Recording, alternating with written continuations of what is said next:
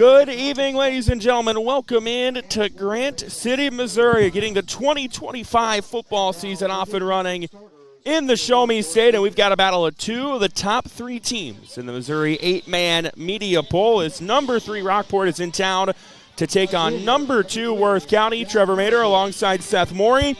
And Seth, as both these teams start the season, they hope it's the start to a memorable year, and they certainly have the pieces to do so after deep postseason runs a year ago. Absolutely, and you mentioned their memorable year last year, especially for the Rockport Blue Jays that did not think that they were going to end up where they did in that final playoff game against Bishop LeBlond.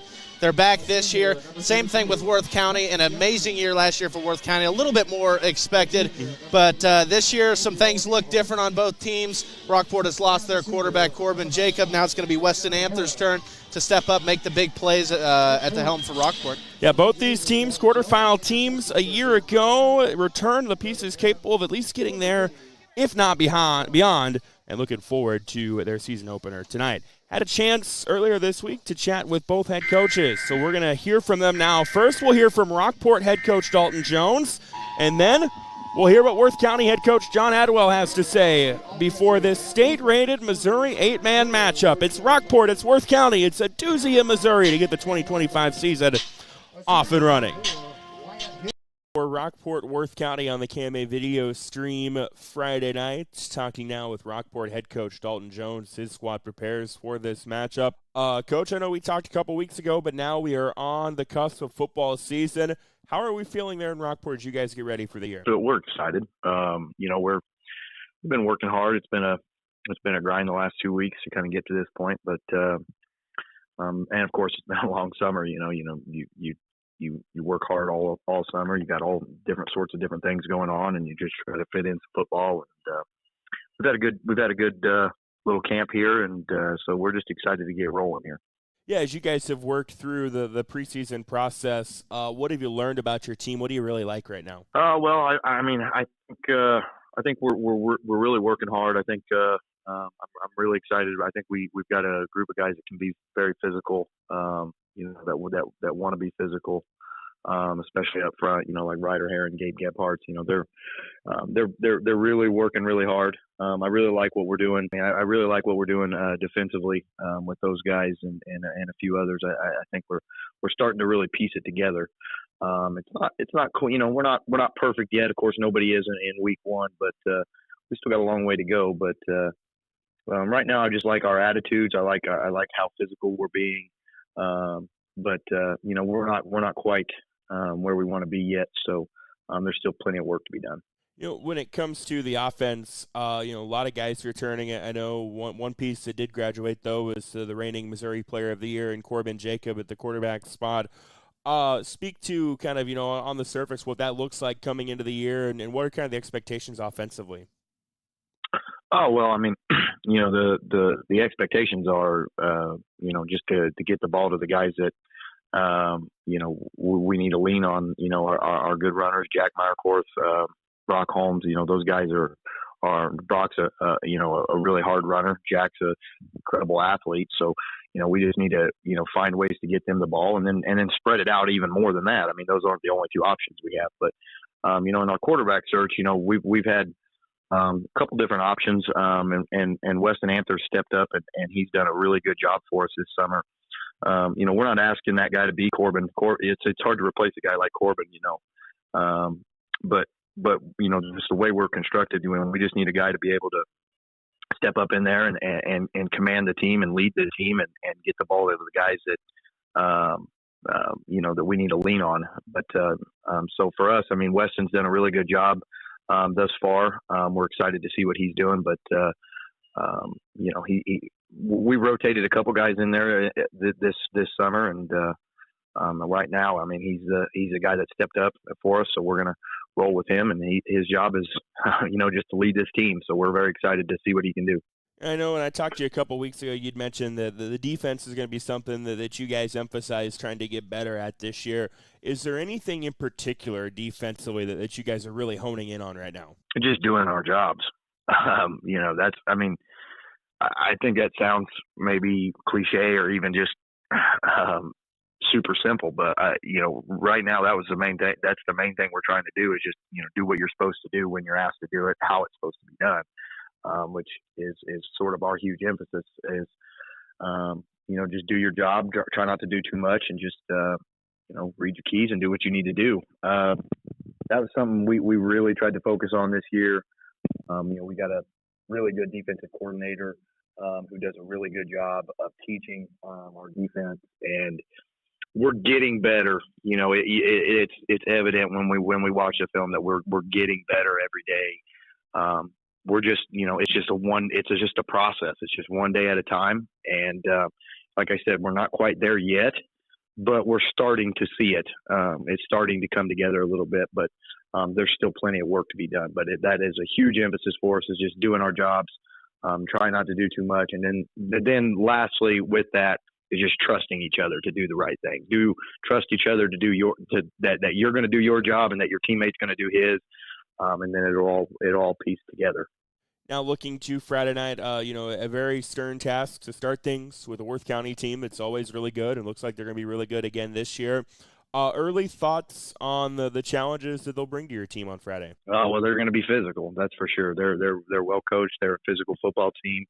They're going to be a great team. I mean, there's no question about it.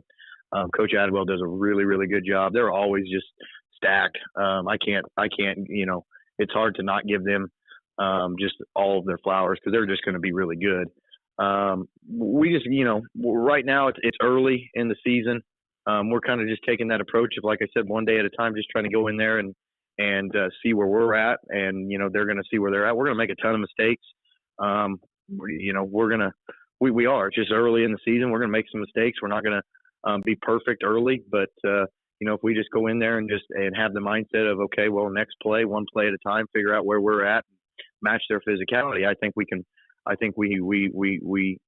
stay up there with them and play hard, and I think we have a good chance. But it's it's not going to be easy, and it's such a tough draw there playing them right off the gate. So, but we're excited. We're up for the challenge. We're ready to go. We got another week here to get ready for them, and we'll just see where we're at. So, but we are excited for the challenge. That's for sure. What do you feel this game will come down to on Friday for you guys? Whoever makes the least amount of mistakes.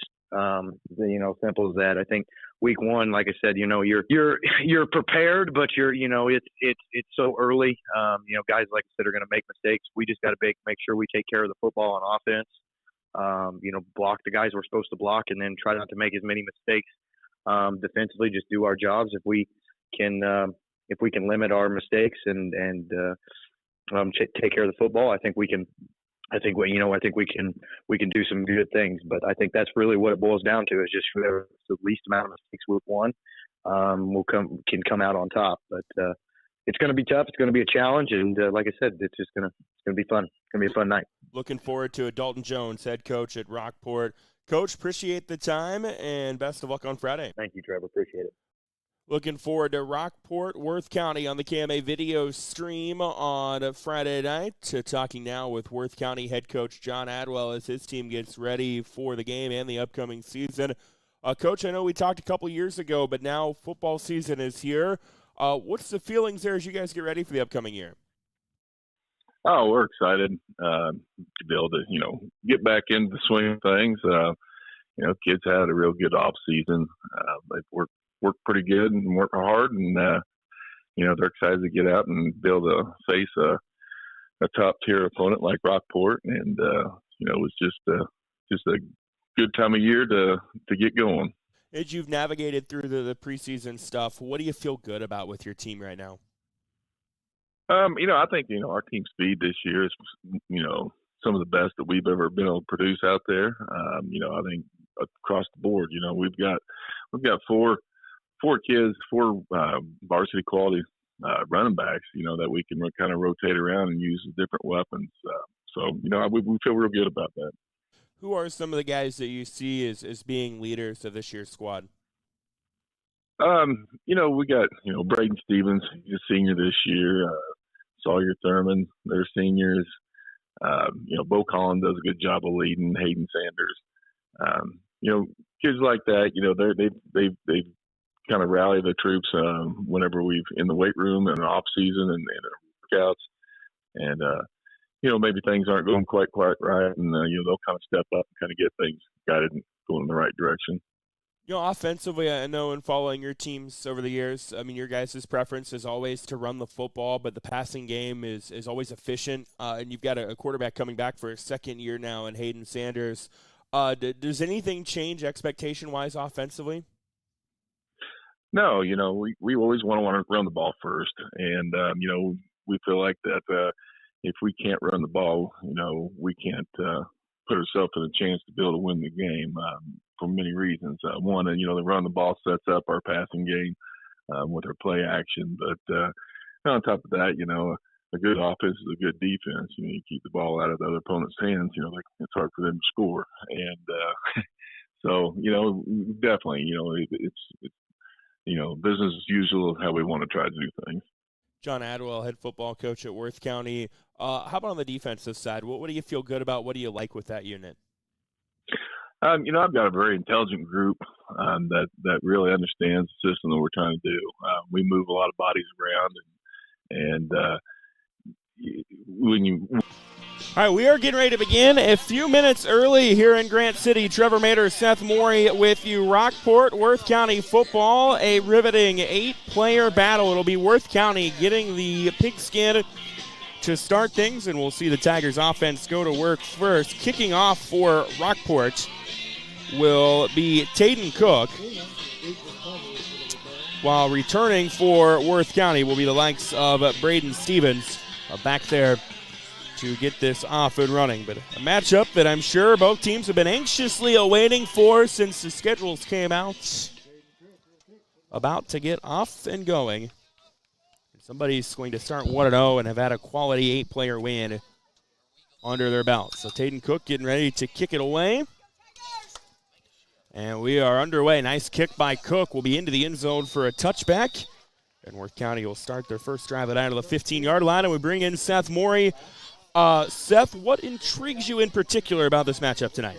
Here's what intrigues me is that last year Worth County and Rockport did not meet, which I feel is kind of rare in 8-man football. There's only so many teams that you can play. Last year there was not a meeting between the Blue Jays and the Tigers, so it'll be interesting to see what we can get from both teams here this evening. First down for Worth County from their own 15. Hayden Sanders, the junior quarterback, takes the snap, and there was a whistle and a flag pre-snap. Tell you about the Worth County lineup here in just a moment. Hayden Sanders, junior quarterback, had a really good year in his first year as a starter, throwing for 21 touchdowns to just 4 interceptions, and that's an offside penalty on Rockport that's going to give 5 free yards to Worth County. And Seth, the big key tonight is with every game, but especially early in the year, coaches stressed it a lot. I think every coach I talked to this week, turnovers, penalties, those mental errors in week 1 are big, and first one committed by Rockport. So now 1st and 5 from the 20-yard line. Sanders in the shotgun, running back to his left. He'll flank Braden Stevens down on the left side. Here's a run up the middle. Positive gain on first down, toting the rock for Worth County up to the just about the 28-yard line. Getting the touch for the first time tonight is Cole Ruby. And it'll be a first down gain. A gain to make it a first down for Ruby. So a gain of 8, and it's a 1st and 10 for the Tigers. Yeah, Cole Ruby, not exactly who you expected to be toting the rock. You're really looking for Braden Stevens or Judah Archer, but they're going to give it to Cole Ruby a little bit tonight. They're already showing that early. Here's a toss to Ruby. Ruby trying to go right side. Gets by one defender, and will get brought out of bounds near the Worth County sideline. Tayden Cook there to clean things up, but a first down run again for Cole Ruby. Worth County offensively, Hayden Sanders, their quarterback. They'll see Braden Stevens, Lucas Frisch, Jude Archer, Cole Ruby among those. They'll be in the backfield. Bo Collins, and Ruby will play a little bit of end as well. This is a Worth County offense that they would prefer to run the football, but they kind of run to set up the pass, as the old cliche would go. First down at midfield. They will run it with Sanders. Sanders up the middle, gets past one defender to the left side and brought down out of bounds to the 30-yard line. Be interested to see how they use Hayden Sanders in the run game this year. He's a year older, a year bigger, a year faster, as Coach John Adwell said. It's a gain of 10, another first down run for the Tigers, and they are humming along. First and 10 at the 30-yard line. Yeah, I like what I'm seeing from the Tigers to start this one off. Running right at the center of that big Rockport defensive line, showing them that they're not afraid. First down from the 30. Sanders running back to his right. Will put a man in motion. It's Jude Archer's little pop pass to Archer. Archer trying to cut it back between his blocks and gets up to the 26-yard line before being brought down. I believe that was Camden McEnany that made the tackle, but a positive gain on first down for Jude Archer. Jack Meyerkorth also in there on the tackle, and it's a 2nd and 6 coming up for Worth County, who has yet to have a negative play. Yeah, there's that Jude Archer toss that we really expected going into this one. Gave it to Cole Ruby a couple times. Ruby back there in the backfield again. See what they do here on 2nd down. Sanders out of a shotgun. Ruby to his left hip. 2 receivers on the left side. Sanders will hand it off. Ruby broke out of a shoulder tackle. Couldn't break out of the hip tackle, though, of Camden McEnany, who drops him. Might have actually ended up being a loss of yardage. And really the first, and not even really a negative play, it was no gain, but the first neutral or negative play for this Worth County offense is a no gain. It'll be 3rd and 6 coming up for the Tigers at the Rockport 27-yard line. Jude Archer will bring in the play from the sideline. He rushed for 11 touchdowns a year ago, primarily playing receiver early on in this set, it looks like. Shotgun look. Ruby on the left hip of Sanders on this 3rd down. Back to passes, Sanders. Big Ryder Heron coming off the edge. Sanders passes caught by Bo Collins. Trying to fight for extra yardage. Will be brought down at the 25-yard line. So we get a couple yards out of that, but it'll be 4th and about 4. Seth, Hayden Sanders had Big Ryder Heron draping all over him, and I mean that would scare me too. Yeah, that kid keeps getting bigger and stronger every year, I feel like. They always put down 265 as his weight, but man, he's a big kid. And especially if I'm Hayden Sanders back there, I am running for my life from that guy. Very athletic as well. State champion wrestler, state medalist in the throws as well. 4th and 5 coming up for Worth County from the Rockport 25. Promising drive, trying to stay alive for the Tigers. Sanders running back on his right hip, back to pass. Pressure coming. Sanders just had to kind of throw it quickly. He gets it to Ruby, but Ruby is not going to get the first down. Another nice defensive play by Camden McEnany, who wrapped Ruby up right as he was catching it, and the Rockport defense holds. I know it's cliche, but a lot of times coaches talk about bend but don't break, and that was the example right there from the Rockport defense. Absolutely. I think that they got caught off guard a little bit. First game of the season, kind of had to get those shakes, those willies, if you will, out for the first drive. They kind of got into a good rhythm and put one together there and able to get the stop. So now Rockport will go to work on their own 24-yard line. Weston Amthor is the quarterback. An interesting formation here for the Blue Jays. They will fake the handoff. Amthor throws downfield. Meyerkorth incomplete, but there's going to be a flag come flying in. He had to kind of reposition himself, and contact happens between him and Braden Stevens, and that's going to be likely a pass interference call. That'll net 15 yards. So kind of in a tough spot for Stevens. Meyerkorth kind of came back to him. Not really a lot that he could do there. And actually, they're walking it back. And now they'll walk it up and spot it. Okay. So it'll make it to the 41, which that should not be, or the 39. That is not right. It just gave Rockport 2 extra yards on that penalty because the ball was at the 24, so it should go to the Rockport 39. And it ends up being a 17-yard penalty. In high school, pass interference is not like the NFL. It's not a spot. It's not a spot of the foul call. It's from the line of scrimmage. So again, Amthor in a pistol look with an H-back in front of him. He will hand off Brock Holmes. 1,000-yard rusher a year ago. Gets left side up to the 30. Brought down to the 28-yard line. And a first down run for Brock Holmes. He is going to be the straw that stirs the drink for the Blue Jays, likely this year after a breakout sophomore year a year ago. Absolutely. I covered Rockport a lot last year, and Brock Holmes is just, he's the definition of a freak. This guy can run the ball, he can catch it, he can make anybody miss that gets near him, and he just has those strong legs to drive forward and get extra yards. 1st and 10 now for Rockport from the Worth County 28-yard line. Amthor with Holmes behind him, McEnany in front of him playing fullback. They will hand off. Holmes again between the hashes, just about had a touchdown, but he's wrestled down. Nice defensive play by Sawyer Thurman to latch onto the hips and bring Holmes down at the 19-yard line. He was one broken tackle away from a house call, but instead it's a gain of 9 and a second. Oh, no, it'd be a gain of 10 and a first down for Rockport. 1st and 10 from the 18. So we've seen early on both teams move the ball. Worth County couldn't punch it in on their drive. Now Rockport trying to. Just a traditional pistol now. Amthor with Holmes behind him. They'll put a man in motion across the formation, and they give on the jet sweep. It's Logan Ellis trying to get left side and gets knocked out of bounds. Thurman was in there along with Lucas Frisch, but a positive gain on first down to Logan Ellis. We'll mark him at the 12-yard line, it looks. So 2nd and 4 coming up for Rockport from the Worth County 12-yard line. Yeah, expect a heavy dose of Brock Holmes right here in this region of the field today. So Amthor with Holmes behind him. McEnany offset in front of him to the right. And they will run it with Holmes right side. Holmes sees part. He is into the end zone. Touchdown, Rockport. The Blue Jays strike first on the 12-yard touchdown run from Brock Holmes. He had 23 of those bad boys last year and gets his first one of the year there. Yeah, first drive for Rockport. They get the turnover on downs from their defense, which played so well last year. Offense, lost Corbin Jacob. Get in there with Weston Amthor. It didn't even matter. Brock Holmes, still the same guy he was last year. Great drive right there by the Blue Jays. So now they will go for 2, as do just about 99% of Missouri 8-man teams. Amthor takes the snap, handoff Holmes, doesn't get it. That was read well by the Worth County defense. Big Bo Collins among those to clean things up. But Rockport is on the board first after the rushing touchdown from Brock Holmes. 6-0 Blue Jays.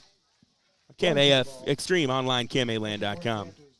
Is believing. That's what you'll hear from customers that choose Barrett Auto Center of Glenwood time and time again. Barrett customers come in for vehicles and service work, but they come back for conversation and honest advice. They want one of the largest pre-owned and fully serviced inventories in KMA land, and they return when they've gone elsewhere and it just isn't the same. See and believe for yourself how little differences add up to a better car buying experience. Come back to Barrett's and Barrett'sAutoCenter.com. Welcome back to Grant City. KMA Extreme online, KMAland.com. Trevor Mater, Seth Morey with you. A Brock Holmes 12-yard touchdown run puts the Blue Jays on the board. Seth, we've seen both teams have an offensive possession and do nice things on those. Worth County couldn't capitalize. Rockport did. Your thoughts on what we've seen so far in the first 4.5 minutes? Yeah, I think Rockport looked really impressive defensively and offensively. Defensively more into that first drive. They kind of got their stride, hit their stride, and were able to make some big tackles and get a stop there. Bring it back to their offense, got the score, and now they're going to get the ball at half too. Taden Cook will kick it away, and this one, again, into the end zone for a touchback, and Worth County's next drive will begin at the 15, just like their first one did. Worth County on that first drive, they were moving the ball well. They got it to the Rockport 30, and then pass on 3rd down, netted a couple yards, and then a pass on 4th down, couldn't get the first down, turned it over, and then Rockport down the field. They went, aided by a pass interference call, and they're able to strike first. So now Worth County will go to work for the second time tonight. Hayden Sanders is the starting quarterback for the Tigers. Lucas Frisch, Braden Stevens, Cole Ruby will be in the backfield with them different times tonight. Ryder Smizer, Sawyer Thurman, Ethan Leiniger blocking for him. Here's a option to Ruby. Ruby gets out of an ankle tackle and fighting for extra yardage, goes out of bounds. A flag comes in the backfield. We'll have to check the marker. Ruby did a good job breaking out of an ankle tackle and turning what could have only been a 3 or 4 yard gain into about an 8 or 9 yard gain, but that might be coming back, although it doesn't look like it. Looks like it's going to be a penalty on Rockport. So it was an 8-yard run by Ruby to the 23. They never signaled, but it was some sort of unsportsmanlike or personal foul. It was roughing the passer. Okay. I'm not sure who got back there and hit him, but that's interesting. That is very interesting. But nonetheless, Worth County has it now 1st and 10 near midfield of the 38-yard line. Here's a toss, Ruby, left side. Ruby trying to follow his blocks, cuts back in, gets past one defender, gets up to the 37-yard line before being brought down. And if you're Worth County and Coach John Adwell, you will take 5-yard runs all night long because you're going to get 5 yards a pop, and then eventually the passing game is going to open up out of that. Absolutely, and if Rockport's going to allow it, then, you're going to go right there every single time. And with this extensive run game that we know that Worth County has, this is a great weapon to be in their arsenal for a game like this. 2nd down and 6 coming up for Worth County from the Rockport 37-yard line. Movement up front, likely going to be on Rockport. You could probably pick a Blue Jay that was the guilty party, and that'll make it what was a 2nd and 6 will now become a 2nd and 1 for Worth County. And actually, no, they're going to say it was within 5 yards, and it's a 1st down. The scoreboard was showing 2nd and 6. I had it on my stat tracking app as 2nd and 5. The officials also agree it was 2nd and 5. So now 1st and 10 from the 32. Sanders runs into a pile of Blue Jays and is brought down after a 1-yard gain. Quentin Jackson made the tackle. So now a 2nd and 9. Coming up for Worth County from the Rockport 31-yard line. 6:12 and rolling to go here in the first quarter. 6-zip advantage Blue Jays. Sanders will go under center. Will work out of an eye. They, again, go triple option. Pitch to Ruby. Ruby got by one defender in the backfield. Fights for some hard-earned yards up to the 26-yard line. Desmond Cheney among those in there that made the tackle. And if you're Worth County, you'll take this because, once again, now you've got yourself in a 3rd and mid-range, and you're attacking like you've got 2 plays to get 5 yards. Absolutely, and Cole Ruby has been outstanding thus far into the game for the Tigers, which is more unexpected, but he's also a junior, so you kind of have to expect him getting some play time. But with the 2 other running backs that they just have so much depth and so much ability to run the ball. He's averaging 6 yards per carry. Now back to pass is Sanders. He will dump it off to Ruby. Ruby gets a block. Left side. 1st down and more. 20, 10, 5. Lowers the shoulder. Extends. Did he step out? He did. They will say he stepped out inside the 5, but the short passing game working for Worth County on that play. As Sanders connects with Ruby, and he does some work to get him inside the 5. They'll say out of bounds at the 2.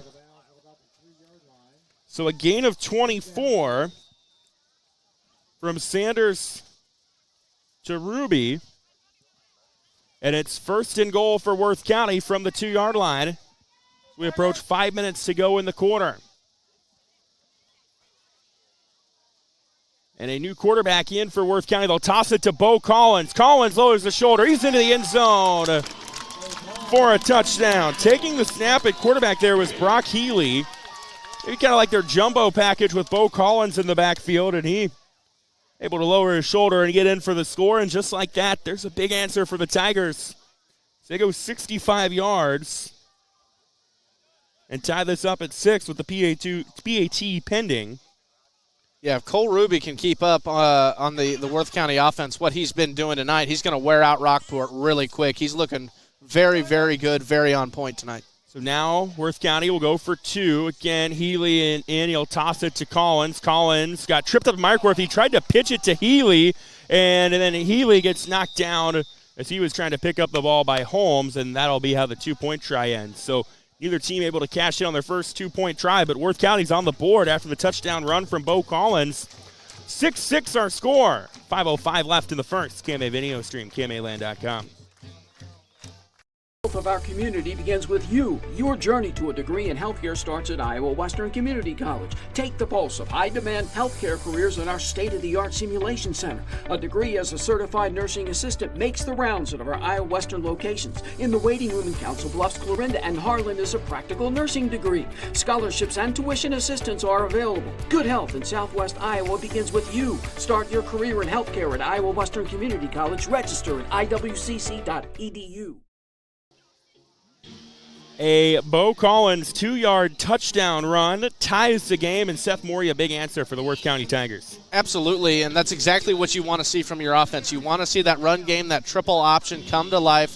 Not a lot of passing, don't need a lot of passing. Of course, except on that big play to Ruby, they had a little a little pass to him. But just try to get that ball to Ruby because, I mean, like I said before, he's going to wear out this Rockport defense really quickly. He looks really well conditioned, really quick, really shifty, and it's going to be a very, very tall task for Rockport to stop this run game. Yes, 63 of Worth County's 82 offensive yards have came from Cole Ruby, and now they will get ready to kick it off. Lucas Frisch will do the honors. The always explosive Jack Meyerkorth back to return for the Blue Jays. 5:05 to go in the first. 6-6 our score.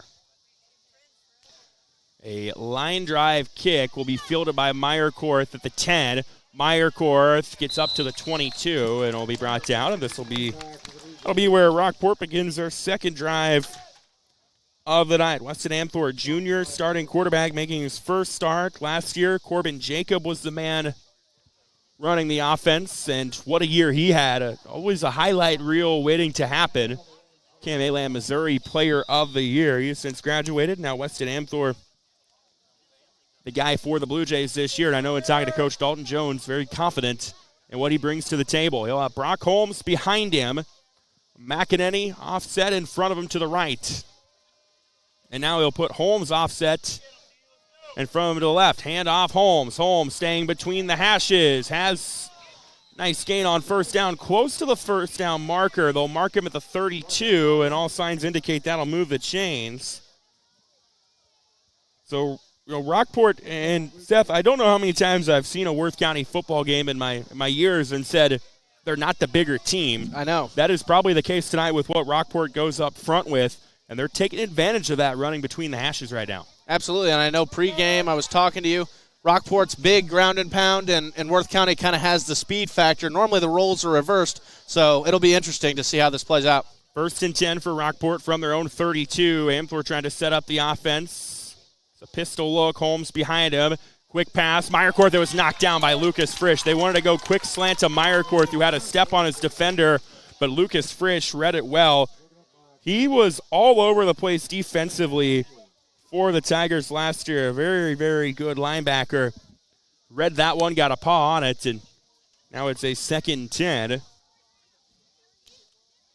Coming up for Worth County. 4:24 for Rockport. 2:12 to go here in the first quarter of a 6-6 ball game. Amthor with Holmes behind him. McEnany there as well. Here's a toss. Holmes, right side. Holmes doesn't get anything out of that. I believe it was Ethan Leininger that made the tackle. I'll give him a yard. But just a 1-yard gain, and now it's a 3rd and 9. Coming up for Rockport, and we'll see what Coach Dalton Jones draws up. This is not an area they prefer to be in. Not that I think any football team says, hey, let's get in a 3rd and 9. Keep an eye on Jack Meyerkorth on the right side would be my guess. 3rd and 9 from their own 33. And all kinds of movement is going to make that 5 yards. Somebody did not have the snap count right. Yeah, it's already tough whenever you have a new quarterback in the system in the very first game in a 3rd and long. Now you're in a 3rd and even longer in that situation. Makes this situation so much tougher for the Blue Jays. Cannot have those pre-snap penalties if you want to beat a team like the Worth County Tigers. Yeah, so what was a 3rd and 9 is now a 3rd and 14 from the 28. Blue Jays taking their time. They break the huddle with about 11 left on the play clock. Down to 7. They're going to have to go quickly. Pistol look. Amthor wanting to throw. Quick pass. Meyerkorth caught over the middle. Makes the defender miss. Stiff arms another. And Meyerkorth's got the first down. Meyerkorth had just enough separation. Does a really good job changing levels and cutting back upfield. And turns what could have only been a 5 or 6 yard gain into a first down for the Blue Jays into Worth County territory. It'll be a gain of 18. Yeah, that kid is just a big play waiting to happen. I mean, they didn't even really chuck it down the field like you would expect a team to do on 3rd and long because you don't have to. Whenever you have Jack Meyerkorth on your team, you can just throw a little short pass, and you know he can take it the rest of the way. 1st and 10 for Rockport from the Worth County 33-yard line. Hand off Holmes. Holmes broke out of one tackle in the backfield on his feet. The C's part. 20, 10, 5. Touchdown number 2 on the night for Brock Holmes. He goes 33 yards. And the Blue Jays are back on top. Holmes got out of a waist tackle in the backfield, and then all of a sudden A hole that Seth Morey could have ran through opened for Holmes, and he's in the end zone for the second time tonight. You're being pretty generous with me there, Mater. Yeah, that was absolutely amazing. Just like you said, the C's part, that's kind of what it looked like. It was just kind of meant to happen. It was serendipitous, if you will. I'm not saying you to score, but I think you'd have been able to run through it for a first down at least. Yeah, somebody would have caught up with me pretty quick. Rockport now will go for two. Two receivers to the right. Pistol look with Holmes behind Amthor. And it looks like they're going to pass over the middle. It's caught. Meyerkorth on a slant. Gets the 2-point try.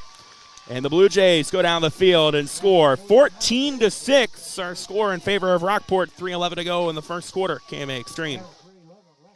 Ready to grow your future with a bank that truly cares? Welcome to Malvern Bank, where we're more than just a bank. We're your neighbors, your friends, and your partners in success. At Malvern Bank, we specialize in ag loans that help our local farmers thrive. Whether you're planting seeds for the future or expanding your current operations, we've got the financing solutions to help your farm flourish. So why wait? Visit us today and see how Malvern Bank can make a difference in your life. Together, let's grow our future. Malvern Bank, we build community. Member FDIC, equal housing lender. Welcome back to Grant City. Trevor Mater, Seth Morey with you. State-rated battle, Missouri 8-man football, the number 2 Worth County Tigers, number 3 Rockport Blue Jays. And Seth, I know we're only 9 minutes in, but so far we have had a lot to digest with a 14-6 Rockport lead at the moment. Yeah, it's everything that we could have asked for coming clear out to Grant City to see this one unfold. Number 2 Worth County, number 3 Rockport. There's a reason why that these teams are ranked so high. They're both so good, so talented, and they're putting on a show already, and we have not even finished the first quarter. So now Rockport will kick it away with Tayton Cook doing the honors. 14-6 in favor of the Blue Jays here early on. Cook had touchbacks on his first 2. This one will be returnable for Braden Stevens. Stevens gets up to the 17-yard line before being brought down. And if you're Worth County, you've shown that you can move the football so far. They did so on their first drive, then stalled out. They moved the ball really well on their second drive and ultimately scored. And now they will start this next possession. On the 18-yard line is where they spot it. 3:06 to go here in the first quarter. Sanders, running back behind him, will toss to Ruby. Ruby gets positive yards again on first down, fighting hard for extra yardage up to the 22. You know, Cole Ruby is not super big, but he's very well built, and actually they'll mark it to the 23, so a gain of 5. And, you know, just from up here, kind of deceptively fast as well. Gain of 5, 2nd and 5 for Worth County from their own 23. I formation. Frisch and Ruby dotting the I behind Sanders. Option pitch, Ruby, it was on the ground. He picks it up, but that kind of threw the whole play off kilter. He gets tackled for a big loss, but a flag came in late. Logan Ellis made the tackle. There's a Rockport helmet. I believe it was Gabe Gebhardt had his helmet taken off at the 23.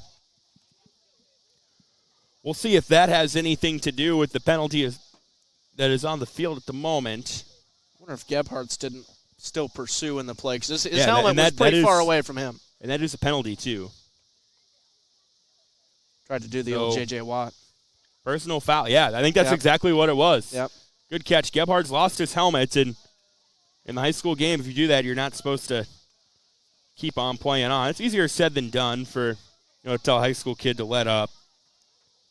So what would have been an 8-yard loss on the run by Ruby ends up being a first down because of the personal foul.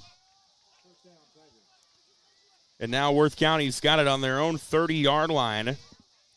2.5 to go here in the first quarter, down 14-6.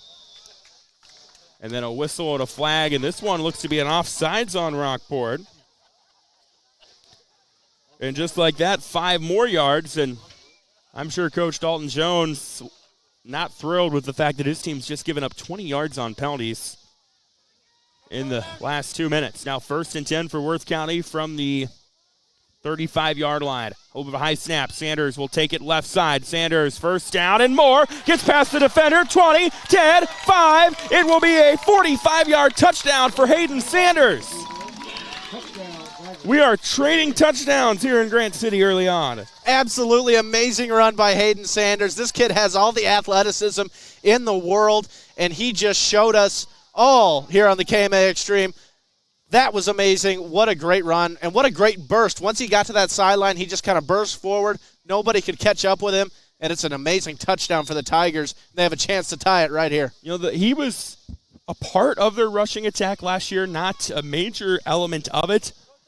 And if, that play and kind of really early on is any indication, he's going to have more of a role this year. Cole Ruby will be in the backfield with Sanders. Low snap. Sanders picks it up. Off-balance throw is intercepted by McEnany. Now, in the high school game, that is not returnable. But the 2-point try, no good. After the Sanders touchdown run. 14-12, advantage Rockport. 2:15 to go in the first. KMA video stream. Nutrien Ag Solutions takes the responsibility of growing seriously. As a leader in the ag sector, they provide their customers with complete agriculture solutions, including nutrients, crop protection products, seed, service, and digital tools for optimum customer success. Talk with Nutrien Ag Solutions in Westboro, Coyne, Percival, and Essex. Nutrien Ag Solutions, transforming agriculture and feeding the future.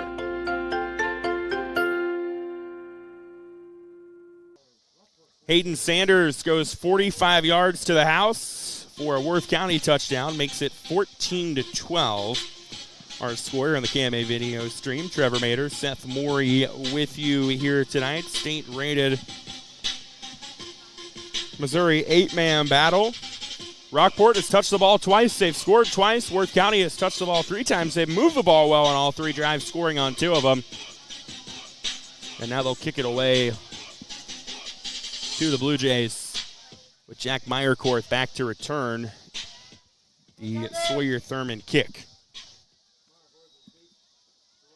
So Thurman kicks it away. Again, a line drive kick will be fielded by Brock Holmes at the 20. Holmes trying to get right side and gets brought down around the 32-yard line. And that will be where Rockport begins their next drive.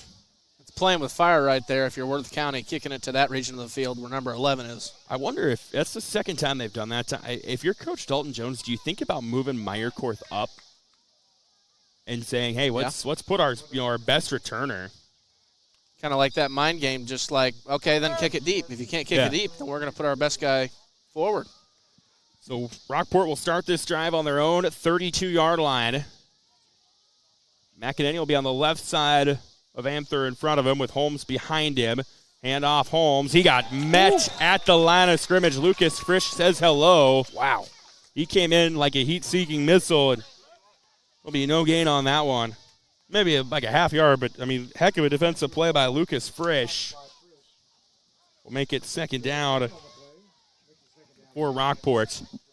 Yeah, he just flew in there almost out of nowhere there at that middle linebacker position and just – yeah, he had wiped him out. He had a phenomenal year last year. 2nd and 9 coming up for the Blue Jays. They will keep it. Amthor trying to run left side after the fake to Holmes. He gets a couple yards before being wrestled down. That was Thurman making the tackle. Give him a gain of 2. I believe it was 68 total tackles, 68 assists for Frisch last year. Now, Max Preps counts that as 136 tackles. That's not accurate, but you do the math. That's like 100 tackles that he had. Gain of, we'll call it 2, maybe 3. A gain of 2, and it's 2nd and 7 coming up for Rockport from their own 35, or 3rd and 7 coming up for Rockport from their own 35-yard line. A minute to go in the quarter. 14-12, advantage Blue Jays. Amthor. Miscommunication. He thought Holmes was to his right. He was to his left, and that blew the play up, and he'll be dropped for a loss. Leininger and Smizer among those back there, but Amthor, just kind of a rookie mistake, so to speak. him and Holmes not on the same page on that play. And for the first time tonight, it looks like the Rockport offense going to come off the field with 0 points on a drive. As Jack Meyerkorth will punt it away. Yeah, just growing pains. That's all that is. You got to try to work those out as quickly as you can, especially in a game this magnitude. That's Jude Archer back to return for Worth County. Nice pump by Meyerkorth. Archer fields it on the run at the 15. Archer up the middle of the field. Nice return to the 30-yard line before being brought down, and that will be where Worth County begins their next drive with 9 seconds to go in the quarter. So, a miscue for Rockport and a big defensive stand for Worth County because somewhere along the way they were going to have to make up that possession that they came up empty on their first. Well, now they've got a chance for, they score a touchdown, they go down the field, take the lead. 1st and 10 for Worth County from the 30. Sanders will toss to Ruby. Ruby has an opening, 40, and scoots out of bounds. Flag comes in from the back judge late as Ruby was going out of bounds. He flung that flag, too. Yeah, he had hockey-lead it. Yeah. And that's on Worth County. That's coming back. I'll tell you right now, the Rockport Blue Jays are about as lucky as it gets because they had nobody on the line of scrimmage whenever that ball was snapped. They were not ready, not prepared at all. So the penalty wipes out the first down run by Ruby. 4 seconds to go in the quarter. It's a spot foul, so it'll back them up to the 26. It's a 1st and 14. Coming up with 4 seconds to go in the frame, and the clock is stopped. So we will get one more play in this quarter on a 1st and 14 from the Worth County 26-yard line. Sanders, little toss to Ruby out of the backfield. Ruby gets stood up by Jack Meyerkorth, who came soaring in. Might have actually been a loss of 1, and that is how the quarter will end. So a fun first frame in the books. It is a 14-12 Rockport lead through 1 here on the KMA video stream online, KMAland.com. Northwest Missouri State University, you can follow your interests and discover new ones, no matter how different they may be. Explore over 200 programs and over 150 student organizations. At Northwest, you can be a scholar, an artist, an athlete, and a leader, all at the same time. Why be just one thing when you can be every you? Learn more at start.nwmissouri.edu.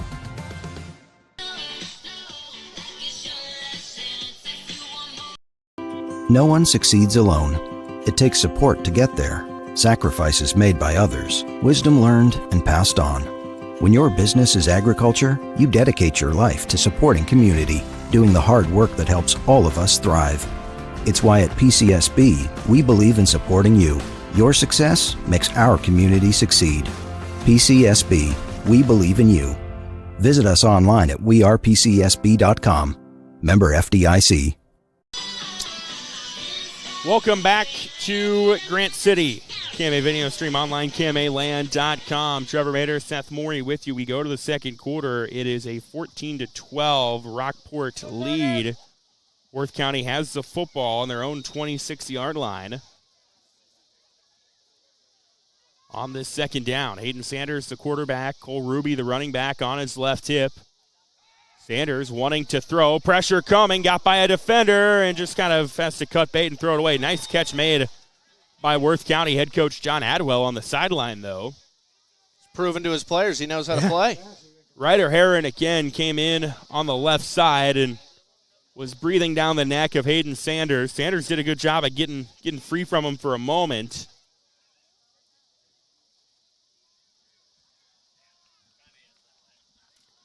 And it's a 3rd and 14. The passing situation here for Worth County. So yeah, this is not particularly where they want to be. Yeah, they're going to have to throw the ball down the field, which is not really what their offense is about at all. Again, Sanders back to pass, pressure coming, screen to Stevens over the middle of the field. He catches it and gets about 4 yards to the 30, but not anything else after that, and it's going to be a 4th and 10. That was Gabe Gebhardt that was pursuing Sanders that time.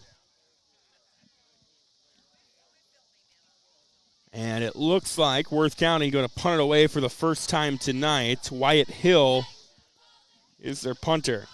It's a nice tackle by Logan Ellis on that last play, too.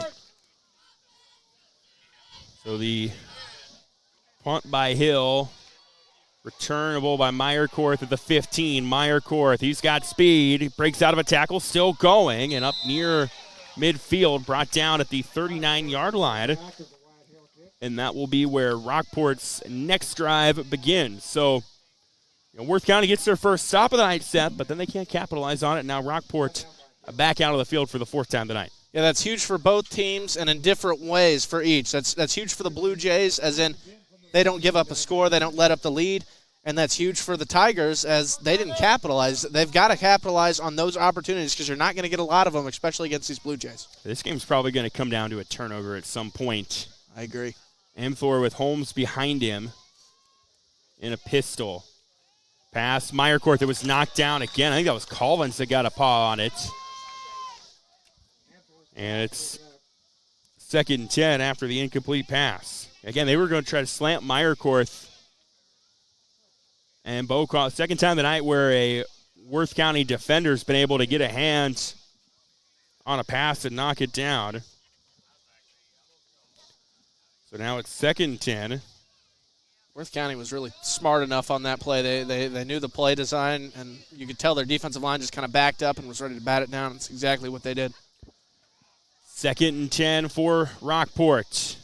Handoff Holmes. Not much there. Actually might have been thrown for a little bit of a loss. Leininger made initial contact, and they will mark it as a loss of 1. And it's 3rd down for Rockport. And all of a sudden, the defense is flexing their muscle a little bit the last couple possessions on both sides. I know, kind of surprising. A very high-scoring first half, 14-12 in favor of the Blue Jays. And now we've had what could be here 3 straight drives with a stoppage. We'll see what Worth County can cook up defensively to try to stop this Blue Jay offense. 3rd and 10. Amthor back to pass. It is incomplete out of the hands of Meyerkorth. That had a lot of zip on it. Meyerkorth couldn't haul it in. And it's a 3-and-out for the Rockport offense. Not able to take advantage of that really good field position after the good punt return. And it's 4th and 10 from midfield. So not necessarily have to punt in this situation, I don't think, but they are going to punt with Jack Meyerkorth.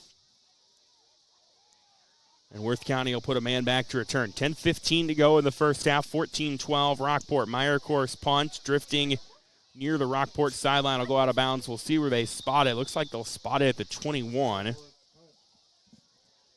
And that will be where Worth County begins their next drive. Well, another answered prayer for the Tigers here.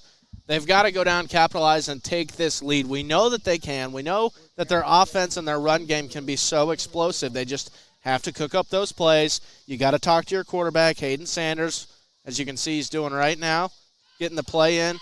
Just try to calm them down, run your offense how you've been running it all summer in practice, and go down and take this lead against a great team. And the key for them on their first 2 drives is a positive first down play to not get behind the chains. 1st and 10 from the 21. They will direct snap it. And getting a couple yards before being brought down was Braden Stevens. Kind of a wildcat look. Stevens gets it up to the 24-yard line, so a gain of 3. And it's now a 2nd and 7. Tayden Cook made the tackle for Rockport. 2nd and 7 for the Tigers from the 24-yard line. Sanders actually it'll be Ruby taking a snap and a wildcat. Ruby in between the tackles, nothing there. Like Gabe Gebhardt's among those in there for the tackle. And now it's a third and, give him a yard. So 3rd and 6 coming up for Worth County. And we'll see what they do here. And they're going to call a timeout to talk about it. Coach John Adwell wants to talk things over. 3rd and 6 coming up for Worth County from the 25-yard line. 9:15 to go in the first half. 14-12 Rockport. KMA video stream, KMAland.com.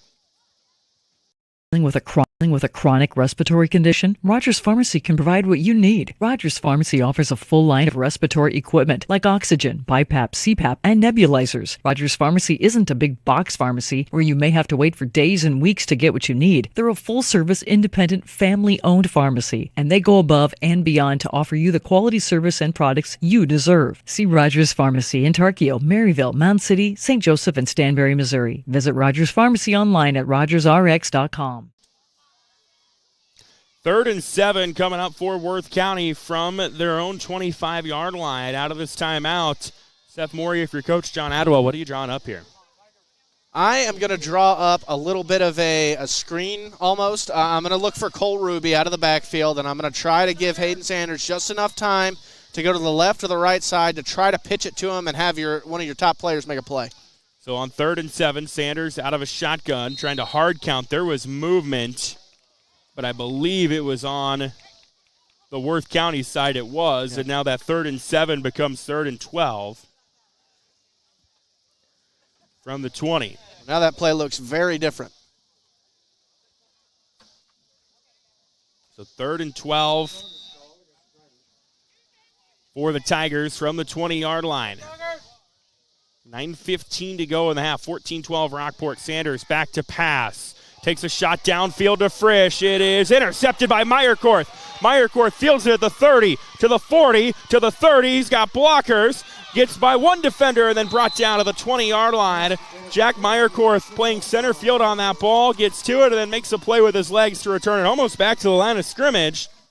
And the first turnover of the night goes Rockport's way on the Meyerkorth pick. What a play for the Blue Jays, but on the Worth County side, I really do like that play call. Just kind of drop back, try to throw it down the field, 3rd and long situation. That's the one thing that you hope doesn't happen. You're fine with an incomplete pass because then you can just punt it, try to flip the field. But that right there, and that's the one man that you don't want to throw to, Jack Meyerkorth. He's got some amazing returning ability. So now the Blue Jays will take over on the Worth County 20-yard line after the Meyerkorth INT. And, Wanthor kept it on the read option, gets a couple of yards out of that to the 18-yard line. It'll be 2nd and 8. Coming up for Rockport. 8:50 to go here in the first half. 14-12 is our score. We'll bring the play in from the sideline with Amthor. 15 on the play clock. They break the huddle with 10. We'll try to set up their offense. Down to 5 left on the play clock. Amthor snaps it with 1 second to spare. Play action pass is caught. Camden McEnany, he's open, and he's into the end zone. Touchdown, Rockport. The play action to Holmes, I think, got the Worth County defense to bite a little bit. McEnany, the fullback, slips out in the flat, and Weston Amthor's got his first passing touchdown of the year. Not only is it great to have Brock Holmes in your backfield because he's an amazing athlete, but he's also an amazing distraction. That always sets up the play-action pass. That's one of the oldest things that you'll ever hear in football history. The good run game sets up a great play-action pass. That happened right there. Easy pass for Weston Amthor. Keep it simple. And a nice touchdown. Now on the 2-point try, here's Holmes. He is into the end zone standing up, and it's a 22-12 advantage Rockport lead. We've got our first 2-possession lead of the night favoring the Blue Jays after the Meyerkorth INT sets up the McEnany TD. 8:12 to go here in the half from Grant City. KMA video stream. This is Sid with Shaw Ag near Trainer. I'm learning all of the ins and outs of agronomy with my dad, Shane. I've learned that Pioneer seed is second to none and that they back that up with proven products and yields. I've also learned that if our customers have a question or a concern, we'll work until we figure out the answer or solution. I'm learning all of this because at Shaw Ag, we've made a commitment, and that commitment is our family helping yours. Call Shane at 712-520-1333. Weston Anthor's touchdown pass to Camden McEnany, and the ensuing successful 2-point try makes it 22-12 in favor of Rockport with 8:12 left here in the first half. And Seth, the first turnover of the night goes against Worth County, and most importantly for Rockport, they capitalize on it. Absolutely. The cash in after the turnover is equally as important as the turnover itself, in my opinion. Great job by Rockport, keeping it simple for Weston Anther, working him into his first game. Great job, great accurate throw, easy pass to make, and a great easy touchdown. At least Camden McEnany made it look easy. So now Tayton Cook will kick it away, and this will go to the end zone for a touchback, and Worth County will begin their next drive of the night on the 15-yard line. I think for Worth County, it starts with the run game. Their two successful drives that ended in the end zone, and really the first drive as well, where they were moving the ball well. They were able to get Cole Ruby going. I think he had something like 63 of their 75 yards on those first two drives. See what they do on this drive, trying to cut into the 10-point deficit. Still 8:12 to go here in the first half. They keep flashing two different times remaining on the scoreboard. It's throwing me off. High snap. They will hand it off. Ruby got nothing out of that. So no gain for Ruby, and Logan Ellis made the tackle. So now a second down coming up for Worth County from their own 15-yard line. 7:40 to go in the half. I formation, Sanders with Frisch and Ruby behind him. Hand off Ruby. Ruby broke out a one tackle, trying to keep the legs turning, gets a couple, but he goes down and has not been able to get up yet, and that is not a good sign. Cole Ruby, a gain of 3 to the 18, and now down on the field. And we'll take an injury timeout. Back in a moment. KMA video stream online, KMAland.com. Hello, I'm Amanda Mather, Director of the SNC Community Pharmacy. We want to make it easy for you to get your essential medications. In one visit, our patients can see their provider, have prescription medications in hand, and speak with a pharmacist all before walking out the door. From the comfort of your own home with our free delivery services to your vehicle with curbside pickup, we can help.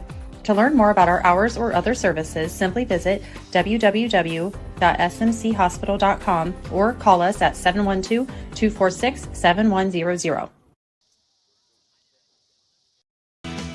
Our name says it all. We're Total Farm Solutions. This is Eric with TFS, and when it comes to your operation, we want to be your total partner in and out of the field. We're your Pioneer seed dealer, along with bulk options and seed treatments. And we study genetics, offering scouting and agronomic solutions. Taking care of our customer is part of our total service. We're Total Farm Solutions. Give us a call or find our office just outside of Carson. Welcome back to Grant City. KMA video stream online, KMAland.com. Just had an injury timeout. Cole Ruby, the starting running back for the Tigers, went down a moment ago. He did come to and off the field under his own power, so you're hoping it's just a cramp. He's trying to pump some fluids into himself right now and hopefully get back out there soon. 3rd and 7 for Worth County from their own 18. 7:15 to go in the half. Sanders in the I formation. Play action. Has a man wide open. Bo Collins. 25-30. Puts a move on Meyerkorth. 40, 30, 20. He's rumbling. He's stumbling. He's scoring. Bo Collins goes 60 through yards for a touchdown. How about the wheels on Bo Collins to take that to the house? Yeah, I was going to say, of all people to juke out Jack Meyerkorth, was Bo Collins on your bingo card? I don't think so. What a play. He goes 62 yards, and just like that, back down to a one-score game at 22-18 with a 2-point try coming up. Well, he's not even going to get the play off, man. He is breathing over there. They'd have to cart me off. I wouldn't have made it, so I wouldn't know that problem. So now Worth County will go for 2. Try to make this an 8-point possession. I formation.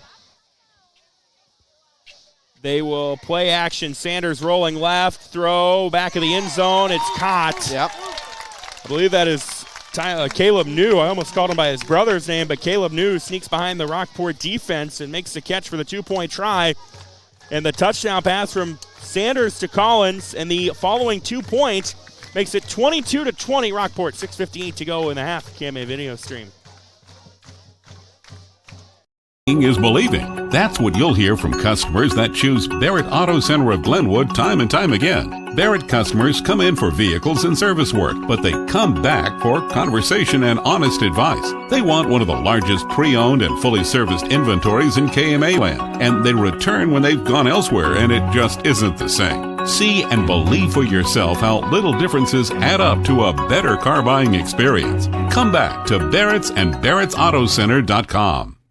Hayden Sanders hits Bo Collins, and Bo Collins puts on the moves to go 62 yards for a touchdown. 22-20, advantage Rockport here in the second quarter of this one. And Seth Morey, that was just the answer the Tigers need with 6:58 left in the half. Absolutely, especially him.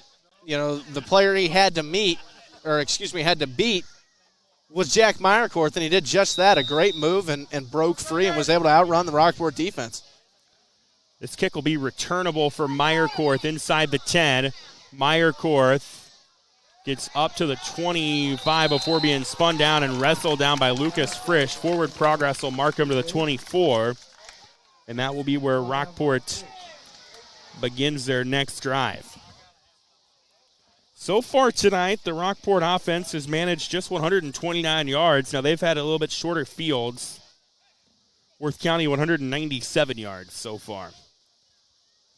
Blue Jays will start this drive on their own 24. 6:50 to go in the half. And they will get the ball to start the second half as well. Amthor in the pistol, Holmes behind him. And it's a pass. Meyerkorth over the middle. It was dangerously in front of him. He tried to one-hand it, could not. And it's an incomplete pass. I'm not sure if that was an option play or just designed play-action pass, but if I'm Rockport, I'm just going to try to run the ball and take down this clock. You're going to get the ball at half. If you can create a slow, methodical drive to score, you'd be in great position. Yeah, if you punch it in here and go up 2 scores at the break, then you get the football to start the second half, and you have a chance to really put the screws on Worth County. Still got 2 downs on this possession at least. 2nd and 10 now after the incomplete pass. Amthor with Holmes behind him. McEnany to the left side. They will run it. Holmes trying to break out of a Jude Archer tackle. He did, and then he's met by Lucas Frisch at the 26-yard line, or 31-yard line. Gain of 7. They'll make it 3rd and 3. Boy, Frisch, 5'11", 280, but, man, he hits like Ray Lewis. He just popped him right backwards. He didn't go anywhere. Yeah, he is. You could tell just by watching him. He's a very tough-nosed player. He's just a football player. Yes. He's born to do it. They've had a lot of those in Worth County over the years. Very proud program under Chuck Borey and then Chris Healy and now John Adwell. 6:15 to go in the half. 3rd and 3 for Rockport. They'll run it with Holmes. He goes nowhere. And guess who? Yep. Lucas Frisch there to clean things up. And it looks like a defensive stand for the Tigers with a loss of 2. Will make it 4th down and 5 from the 29-yard line. After the tackle for loss by Frisch. And Rockport will punt it away with Jack Meyerkorth. Yeah, Frisch is just a game wrecker. That's what he's doing right now to the Blue Jays. He's just ruining all their plans. So Meyerkorth to punt it away. 5.5 to go in the half. High punt, not necessarily deep, goes out of bounds on the Rockport side. They will spot it at the 31-yard line. So Worth County is going to have pretty good field position to start this job. I think one of the hardest jobs an official has, and they have a lot of hard parts to their job, don't get me wrong, is figuring out where you spot a punt that goes out of bounds. Yeah. I would be absolutely horrible at that. Yeah, there's no way. I don't even hardly have the hand-eye coordination to catch a baseball whenever it's in the air, but let alone try to guess where a punt goes out of bounds while I'm right under it trying to run up, and especially with all the people yelling at me. So now Worth County will take over on their own 31-yard line. I formation. Here's a toss. Ruby gets upfield into the secondary. First down and brought down by Logan Ellis at the 30-yard line. Cole Ruby got downhill and picks up 19 on that. Had to come off the field last drive, maybe a little cramp or something in his leg, and comes right back, starts it out with a bang. He's looking right as rain. 13 rushes for 58 yards for Ruby thus far. Approaching 5 minutes to go in the half. Worth County in Rockport territory trying to take their first lead of the night, and there was movement on the right side that'll back them up 5 yards. And so a false start will back them up. One thing I'm going to be keeping an eye on, Seth, with them tossing to Ruby out of the backfield, I wonder if at some point tonight you won't see them throw it out of that set. It'll be something worth keeping an eye on as the night goes on here in Grant City. It's definitely a good idea to have in your back pocket whenever you need it. 1st and 15 from the 35 now.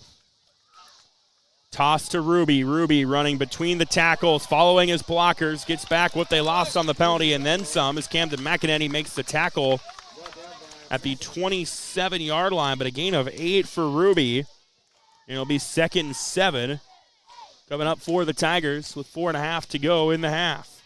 Honestly, if I'm Rockport's defense, if I'm one of those guys on the outside of the defensive line, I'm definitely, if I see that kind of like that pitch play setting up again, I might just take a couple steps out to my right and just try to cover that rather than rush the passer, because you know he's going to be getting the ball out quick. 2nd down for Worth County. Sanders, they go on one. Play action. Pressure coming. Got past Heron, who made a dive for him. Now Sanders gets sacked by McEnany, who pursued well. And it'll be a loss of yardage for Worth County. And I believe also in there on the tackle for Rockport was number 20, Desmond Cheney. Loss of 3. Ryder Heron came soaring in and tried to dive at Sanders. He got free of him. But then McEnany able to clean things up. And it's now a 3rd and 10 for Worth County from the Rockport 30-yard line. 3.5 to go in the half. 22-20 our score. Play action again. Sanders across the middle of the field. It's caught Frisch inside the 20 and brought down inside the 15. Nice open field tackle made by Brock Holmes. But Sanders hits Frisch over the middle. He's down inside the 15 to the 13. Gain of 17. On 3rd down, a fresh set of downs for the Tigers. This is not what you want to see if you're the Blue Jays, is this Worth County passing game starting to kind of, have a little bit more of a heartbeat coming alive here. I formation with Stevens and Ruby back there. Frisch and Ruby, they went to toss to Ruby, but there was movement offsides on Rockport. Well, the extra yardage. Now, the high school game and offsides is a dead ball. So the offside penalty will put Worth County inside the 10 at the 8-yard line. So now it becomes 1st and 5 from the 8 with under 3 minutes to go in the quarter. Toss. Ruby put it on the ground. It's kicked around. There's a scramble for it. We'll have to wait for the pile. Rockport feels like they have it, and they do. Rockport came over with it. Ryder Heron comes out of the pile with it, and a missed opportunity for Worth County. They tossed it to Ruby. He didn't get it cleanly, and then it ricocheted off of him. And it became like a scramble for a greased pig, and ends up in the hands of Ryder Heron. That's the one chance that you risk here in Missouri, 8-man, or really anywhere 8-man, is can that player make that catch on that toss every single time? Sometimes the quarterback throws it to you a little bit quicker, gets on you too quick. That time it looked like it was a little bit low, and he just couldn't quite grab it. So now Rockport will take over on their own 10 with 2:39 to go in the half, up by 2. Handoff Holmes. Holmes into the second level. 20, 30, cuts back. Still on his feet and brought down to the 34-yard line. A gain of 24 by Brock Holmes.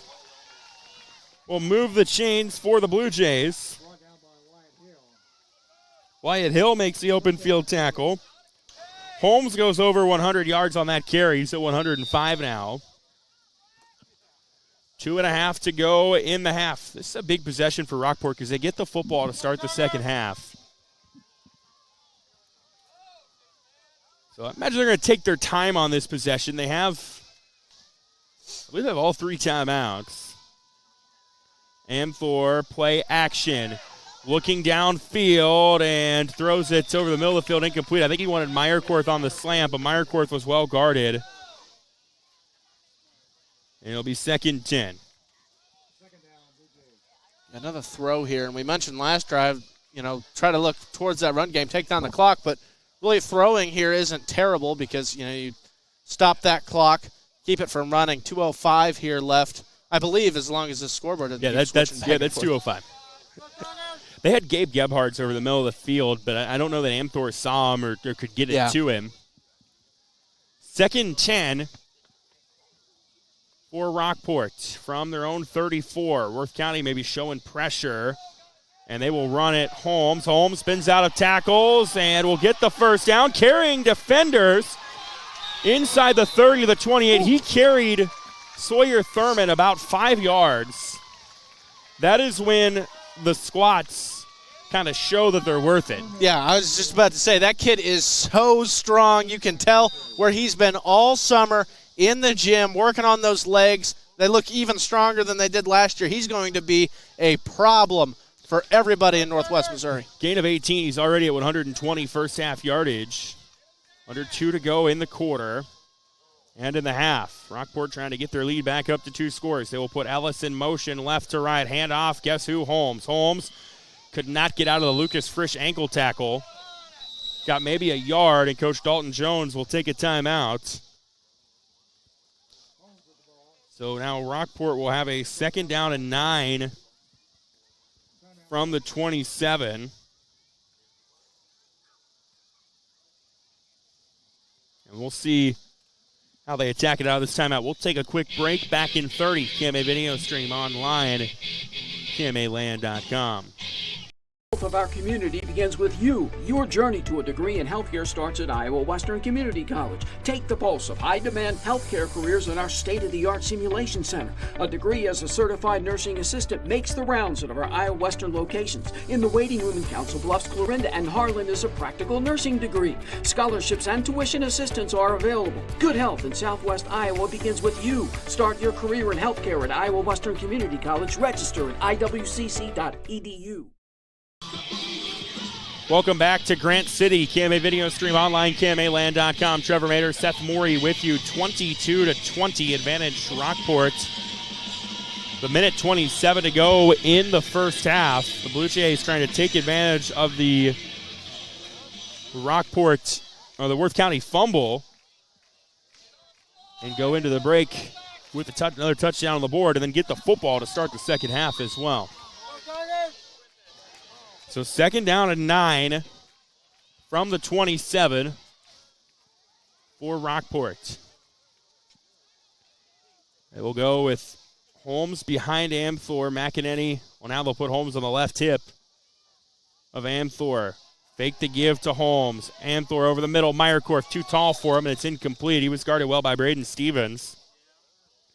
Jack Meyerkorth was a home run threat last year. 42 catches, 887 yards, 13 touchdowns. Really safe for one play where he just made some moves in the open field. Worth County's done a really good job defensively on him, particularly with Braden Stevens. Now it's 3rd and 9 for the Blue Jays. 1:23 to go in the half. Holmes behind Amthor. McEnany to his left. Meyerkorth flanked down on the right side. They will run it. Holmes, left side, first down, fights for it. That was defended well by Jude Archer, who kind of got back and got level with Holmes, but Holmes carried Archer a couple of yards, gets the first down, and the clock will stop to move the chains for the first down. Gain of 10 for Brock Holmes to the Worth County 17-yard line. Now the clock will wind. Minute 10 to go in the half. So if you're Rockport, you've got all kinds of time here to punch it in. Minute to go in the half. They will hand it off. Holmes trying to go left side. Got a block. Gets the angle. Flag, I think, came in. He's into the end zone for a touchdown. But we'll check the marker. And judging by the Rockport body language, this is coming back. And it is. It's a hold on the Blue Jays that will wipe the touchdown off the board.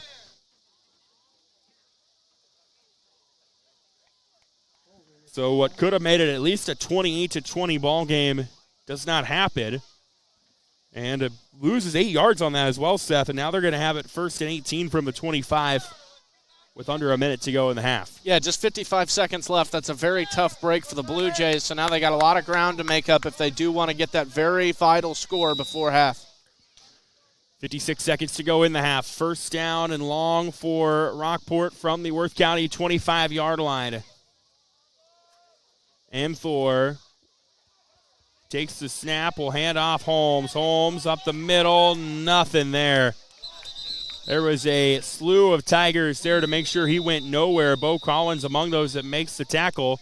Coach Dalton Jones will have to call a timeout. And now it's 2nd and 18. Sawyer Thurman also in there on the tackle.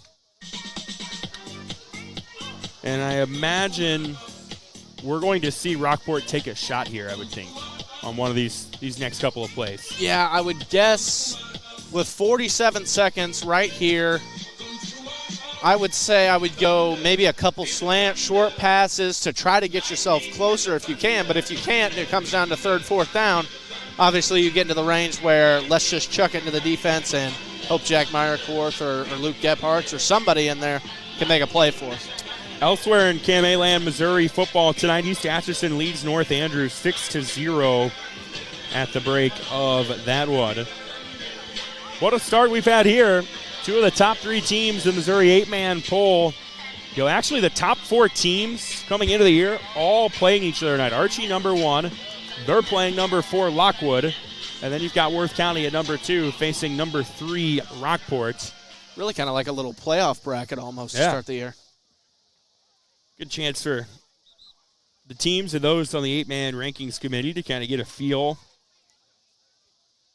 South Holt's up on Stanberry 27-12 as well in Missouri 8-player action. Here we go with a 2nd down and 18 from the 25-yard line for Rockport. Amthor back to pass over the middle field. Meyerkorth, he's got it near the 1st down. Tackle made by Stevens. They are moving the chains. So it's a gain. They'll give him 20 on that. So he gets the 1st down by a couple yards. The clock will stop while they move the chains. And then once they get them set, it will resume. 30 seconds to go in the half. If you're Rockport, if you run the football, you're going to have to hurry up to the line of scrimmage. They will run it with Holmes. Holmes trying to break out of a tackle. He gets into the end zone. Touchdown. Brock Holmes for the 3rd time tonight scores. This one from 5 out.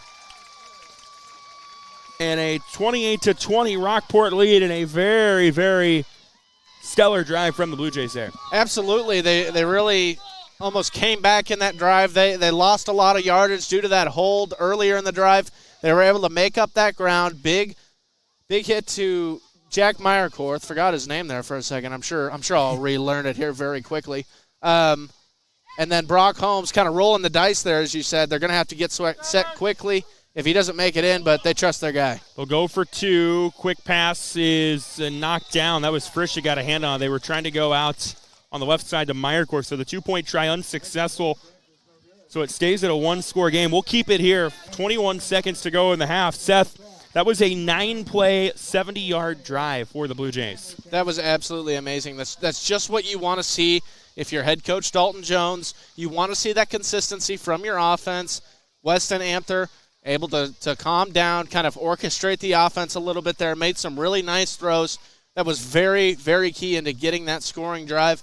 Now they're up by 8, going to go to half probably with that lead. I'm not going to count Worth County out of anything, especially big number 55, who apparently can take it 60 yards at any given moment. But This is absolutely huge for the Blue Jays. This is great news if you're a Blue Jays fan, and you're a little bit worried if you're a Tiger fan. But if you're Worth County, you've kept it at one possession going to the break. Now the key, providing you don't hit something here in the final 21 seconds, the key will be getting a stop to start the second half. Yep. So Rockport will kick it away with Taden Cook. They've been able to put it in the end zone, I believe. All but one kick has been a touchback. Braden Stevens back to return. And this one will go into the end zone for a touchback. If you're Worth County 21 seconds ago, you're probably not doing anything crazy here. You're probably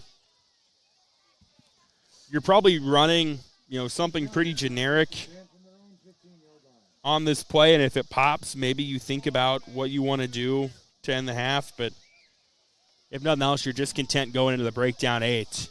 I agree. I would maybe toss it to Ruby, try to see if he can break loose and do something spectacular here. See, I'm in favor of running a play here. I probably don't get crazy. 21 seconds to go in the half. Sanders takes the snap. They will run it with Ruby. Ruby with a nice gain on first down. Going to get another first down, and that'll tempt Coach John Adwell to call a timeout with 15.4 seconds to go. It's 10 yards on that to the 25-yard line. I believe the Tigers have one more timeout left. Is that correct? Yes. Yeah, they took one earlier. I mean, if you can get another big play here and another timeout, you might actually be in range to get a shot towards the end zone for this break. 15.4 seconds to go.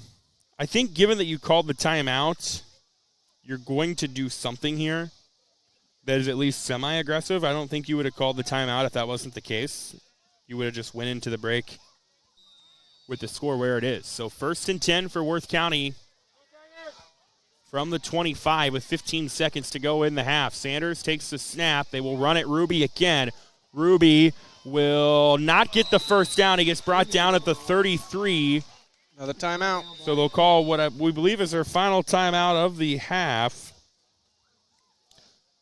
That play was kind of developing like they wanted Ruby to get the first down and maybe get out of bounds as well. He does not. He was tackled by Taden Cook. And now it's a 2nd and 2 for Worth County from the 33-yard line. I'd just say run it here. Yeah. You're just too far to make any kind of crazy play, and I think that if anything nuts is going to happen to where you score, it's going to involve number 33. I think I throw a screen and see if it pops, and you'll see the Rockport defense kind of step back. They're going to only have about 4 guys. They're going to have 4 guys within 10 yards of the line of scrimmage. And I'm sure, given the way last season ended, although in a little bit of a different circumstance than what we have here, end of half, end of game defensive situations have been an emphasis for Rockport in the offseason. On 2nd down, Sanders will throw to Collins. Collins makes the catch. Here comes a lateral to Ruby. Ruby is brought down at the 39-yard line, and that will be how the half should end. The clock will stop so they can move the chains. There's only 1 second left. So that will be how the half ends. A fun first half comes to a close here in Grant City with Rockport taking a 28-20 lead into the break. We'll step aside. Halftime coverage coming up here in a moment. KMA Video Stream, KMAland.com. Ready to grow your future with a bank that truly cares? Welcome to Malvern Bank, where we're more than just a bank. We're your neighbors, your friends, and your partners in success. At Malvern Bank, we specialize in ag loans that help our local farmers thrive. Whether you're planting seeds for the future or expanding your current operations, we've got the financing solutions to help your farm flourish. So why wait? Visit us today and see how Malvern Bank can make a difference in your life. Together, let's grow our future. Malvern Bank, we build community. Member FDIC, equal housing lender. We are at halftime here in Grant City. Trevor Mader, Seth Morey with you. Missouri 8-player matchup, a state-rated battle. Right now, Rockport leading Worth County 28-20. Seth, it looked like after the first 8 minutes we were going to be trending towards a shootout. Both teams have, stubbed their toe a couple times offensively, and the difference has really been Rockport has taken advantage of 2 Worth County turnovers, and that's why we've got a 28-20 score at the break. Yeah, definitely. And taking advantage of those turnovers is huge in any football game, especially whenever you're playing the number 2 ranked team in the Worth County Tigers. Now, we mentioned while we were there at break how important that this first drive of the second half is going to be, not only for the Blue Jays, but also for the Tigers.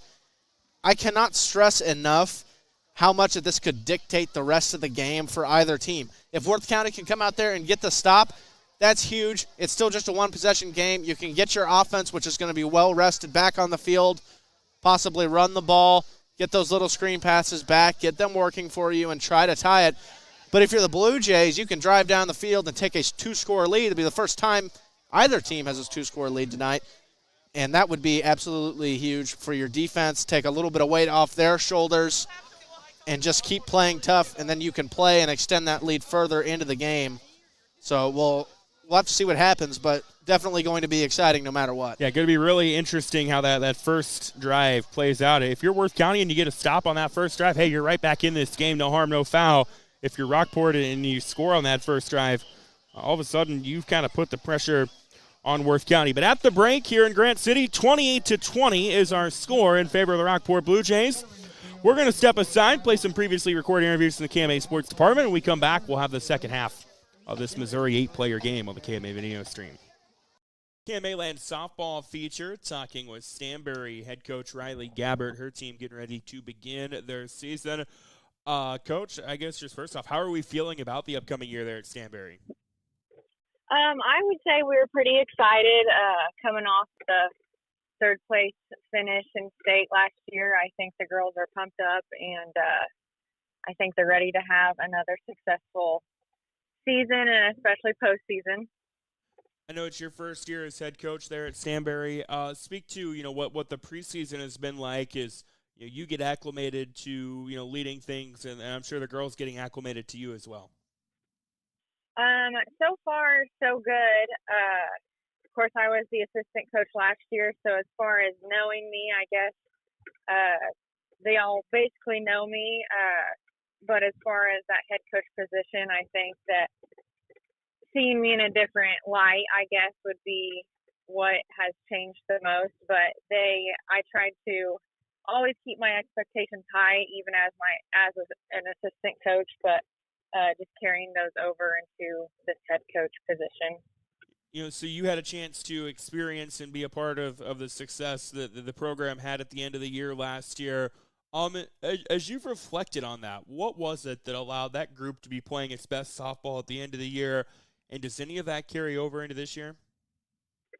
I think it was that just the simple fact that the girls weren't ready to be done. I think that they realized that the potential that they had and that they could be successful whenever they put their 100% effort forward. And that one of my expectations for them this year is giving me effort every single play and every single at bat. So I hope that we can carry that throughout the season and once again into the postseason. Yeah, who are some of the girls that you see as being leaders this year? So we have a lot of returning players. We have a couple juniors that will take the field, and they're not super big talkers, but the way that they lead, I would say, would be more through their actions. They are ones that if they have a mess up or whatever it may be on the field or at bat, they will make up the next play or the next at bat. And so I think that the other girls seeing that they can pick themselves back up. I think that's huge. Riley Gabbert, head softball coach at Stanberry. What do you feel really good about with this team? I mean, each girl has a set of skills that for each different position. We have girls in the outfield that are super quick. Well, I take that back. We have girls everywhere on the field that are super quick. There's a newbie on the team that has shown incredible skills, and she is an extremely hard worker. And I feel like our entire batting lineup has some great swings, and they make great contact with the bat. We're actually teaching a couple girls how to slap, and hopefully we can utilize that in a different way this year as well. And then when it comes to the pitching, whoever's in the circle on a given night, what is the expectation for them? That expectation is to focus in, do the job that they're supposed to do, and just give me their 100% that they can give me, and just basically focus in and do their job. Looking big picture, when it comes to goals and expectations, is that something that as a program you and your girls are talking about? Yeah, I would say that they fully know that my expectation is hard work throughout the entire practice, hustle, and giving the effort during the entire practice and entire game. So, Riley Gabbard, head softball coach at Stanberry. Coach, appreciate the time today and best of luck this season. Yes, thank you very much.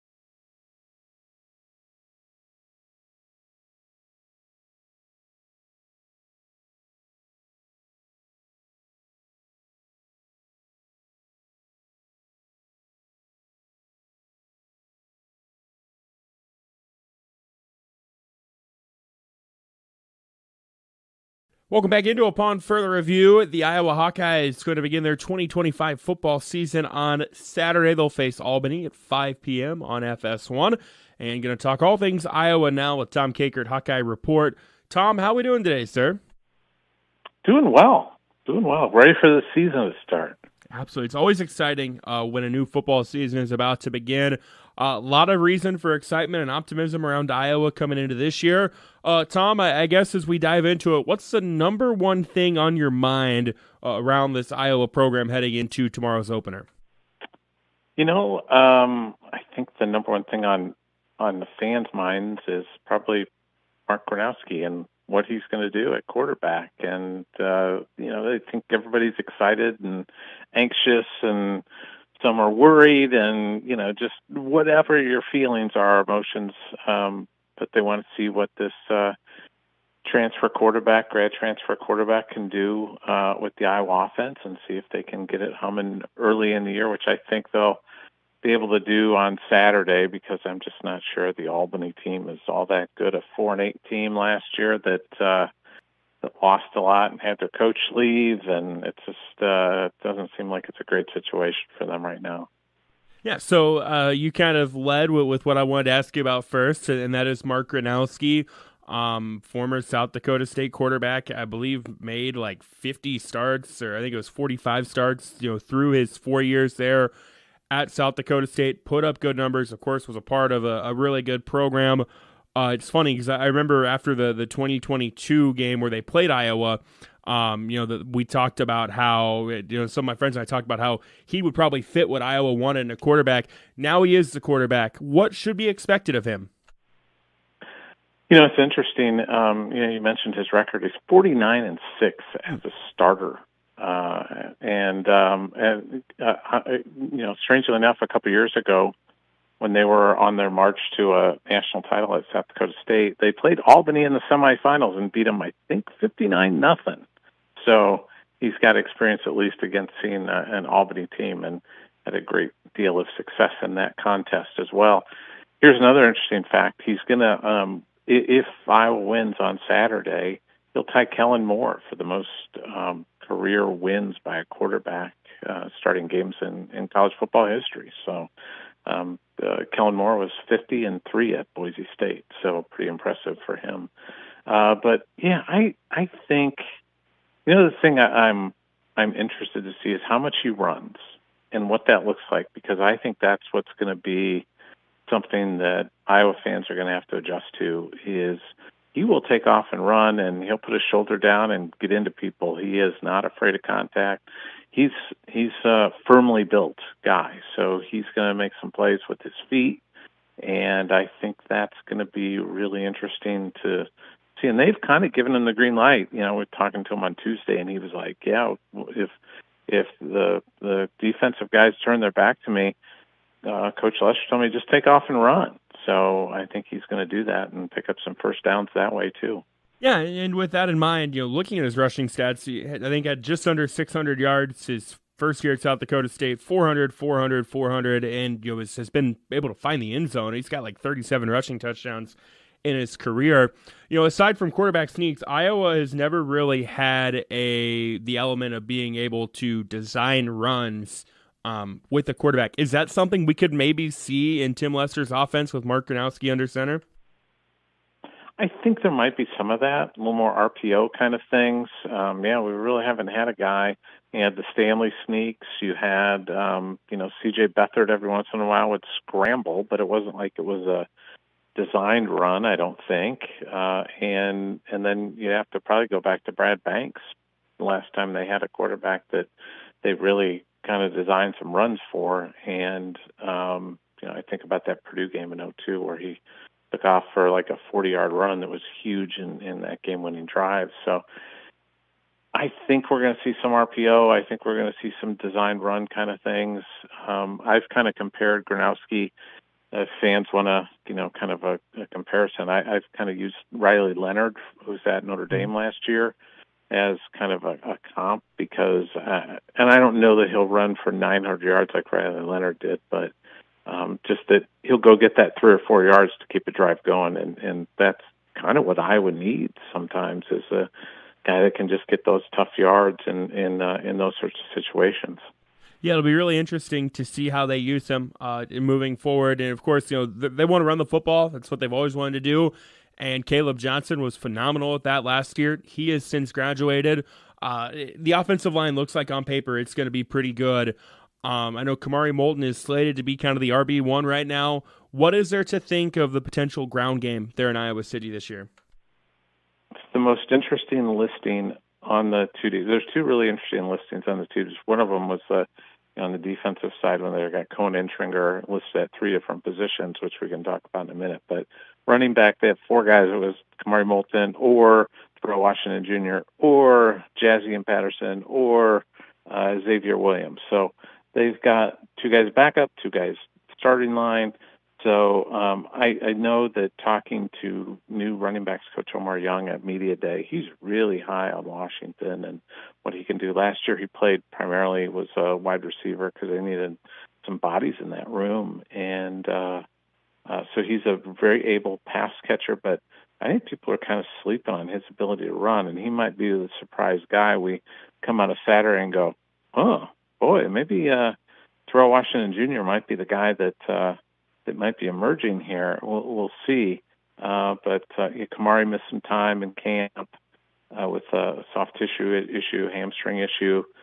Jazzy Patterson, we know what he can do. He's downhill, one-cut guy. Xavier Williams is kind of that same guy, just, kind of a bull running the ball. We didn't even mention the one true freshman that Kirk Ferentz has said is getting the green light to play. So there's really 5 running backs, I think, that they plan to play. And the other one's Nathan McNeil, who's been kind of the star of fall camp. He really flashed in the spring, too, I thought. And he wears 25, and he reminds more than a few people of Akram Wadley in the way he totes the rock. Again, we're talking all things Iowa football with Tom Kakert of Hawkeye Report. A couple years ago, the offensive line was young, and there were people that kind of touted it as a weakness. Now you've got Logan Jones, who's going to like his 27th year of college football. Very veteran offensive line there in Iowa City, it seems like, this year. Yeah, it is. And, one of the things that Kirk Ferentz has said over the last couple of years is when he references the offensive line is he says you can't microwave experience, right? You can't go and just like make guys experienced quickly. It just has to happen over time. And I think you saw last year that all that those reps where they might have gotten owned a little bit at times. Now they're winning those reps. Now they're making those plays, and it's showing up on the field. And that's what you kind of hope for, is that eventually those guys, I use kind of the term, they got tired of getting the sand kicked in their face a little bit and stood up, and now they're kicking the sand and they're making the plays. And Logan Jones, as good as there is at center in the country. Jennings Dunker is one of the better tackles in the country. I'd put Bo Stevens up there as a guard against just about anybody. Cade Pieper is going to be a star. He'll probably be the center next year, I think. And he's going to get a chance to start at the right guard position. The mystery was at left tackle, whether it was going to be Trevor Lauk, Jack Dotzler, or Bryce George, the graduate transfer from Ferris State. Kirk said it's going to be Lauk getting the first reps, but plans on seeing Jack Dotzler out there as well. So I think both guys are going to play. I really like Lauk. I think he's got the goods to be a really good left tackle. Then on the defensive side, Iowa always seems to put together really, really good defenses. You've got a few experienced pieces like Max Llewellyn and Aaron Graves and Xavier Nwampa back. But there's a lot of guys stepping up defensively this year. What intrigues you about the Iowa defense? Yeah, it is an interesting group, and I'm really intrigued by the defensive line heading into the season, because I think Max Llewellyn's a star in the making. That spin move Max that it gets going a little bit. Nebraska felt that last year when late in the game when Max was able to get to Raiola and cause the fumble and recover it and set up a game-winning field goal. But they've got just, Ethan Hurkitt's Parker Hesse 2.0, the way he plays. Aaron Graves is dynamite. Bryce Hawthorne, who's going to start. Kelvin Bell, the defensive line coach, has just been raving about this guy, just what a great player he is. He's been kind of one of the quiet stories of camp. So I think that's really interesting. I think Carson Shire is going to be a guy you're going to want to watch at linebacker. He's if he can stay healthy, and that's always the big if for the Iowa Falls native, but if he can stay healthy, I think he's got a chance to be an all Big Ten level linebacker. And then in the back end, mysteries at corner. You got three guys competing for two jobs, and it looks like it'll be TJ Hall and Deshaun Lee to start, but Jalen Watson's right there with them. So Albany, the opponent to start things Saturday evening. As you mentioned, this is an FCS program that's coming off kind of a tough year. Iowa's going to be expected to win and win probably pretty comfortably. Will we learn anything about the 2025 Iowa team from Saturday? I think the only thing you can learn is if it goes badly, if they don't blow these guys out, if they don't play great, if they look sloppy, then you can be concerned. Then I think you're like, oh boy, maybe, but again, I look back to like last year, they played Illinois State in the opener and it was 6-0 at the half. And everybody's like, oh boy, not more of this. And then they caught fire in the second half and pulled away to a 40-0 win over the Redbirds. And that was a pretty good Redbirds team. That was a pretty solid team. So I think we'll see a similar score, maybe a few more points from Iowa. I don't think the first half's going to be. Welcome back to Grant City. KMA video stream online, KMAland.com. Getting ready to begin the second half of this Missouri 8-player matchup. Number 3 Rockport leading number 2 Worth County 28-20. Rockport football to start the second half. A line drive kick will be fielded by Brock Holmes back at the 15-yard line. Holmes gets up to the 25, still going, brought down near the 30, and that'll be where Rockport begins their first drive of the half. And Seth Morey, as we talked about before the halftime break, big drive on both sides. If you're Rockport, you get the score. All of a sudden, you're up 2 scores. If you're Worth County, you get a stop. And despite being -2 in the turnover battle, you're still right in this game in a 1-score game. Definitely. And this first drive of the second half could prove to be the most important drive of the entire game, depending on how this goes. This can change very, very quickly for either team. Be interested to see what happens here. So Rockport will start this drive onto their own 30. Amthor with the running back behind him, Holmes, wanting to throw over the middle. Meyerkorth couldn't hang on to it. They have tried with all their might to get a slant to Jack Meyerkorth to pop, and it just has not yet. It'll be second down after the incompletion. Yeah, Stevens, great job guarding Meyerkorth. Meyerkorth seemed kind of like he was almost unguardable last year. Worth County, just like you said, done a great job of keeping him within their own bubble, and I'm not sure what. Oh, headlights. I don't know that I've ever done a Missouri 8-player game, Missouri high school football game, and not had that be a problem or an instance where they stop a game because of headlights. There's always somebody. Second and 10. Coming up for Rockport.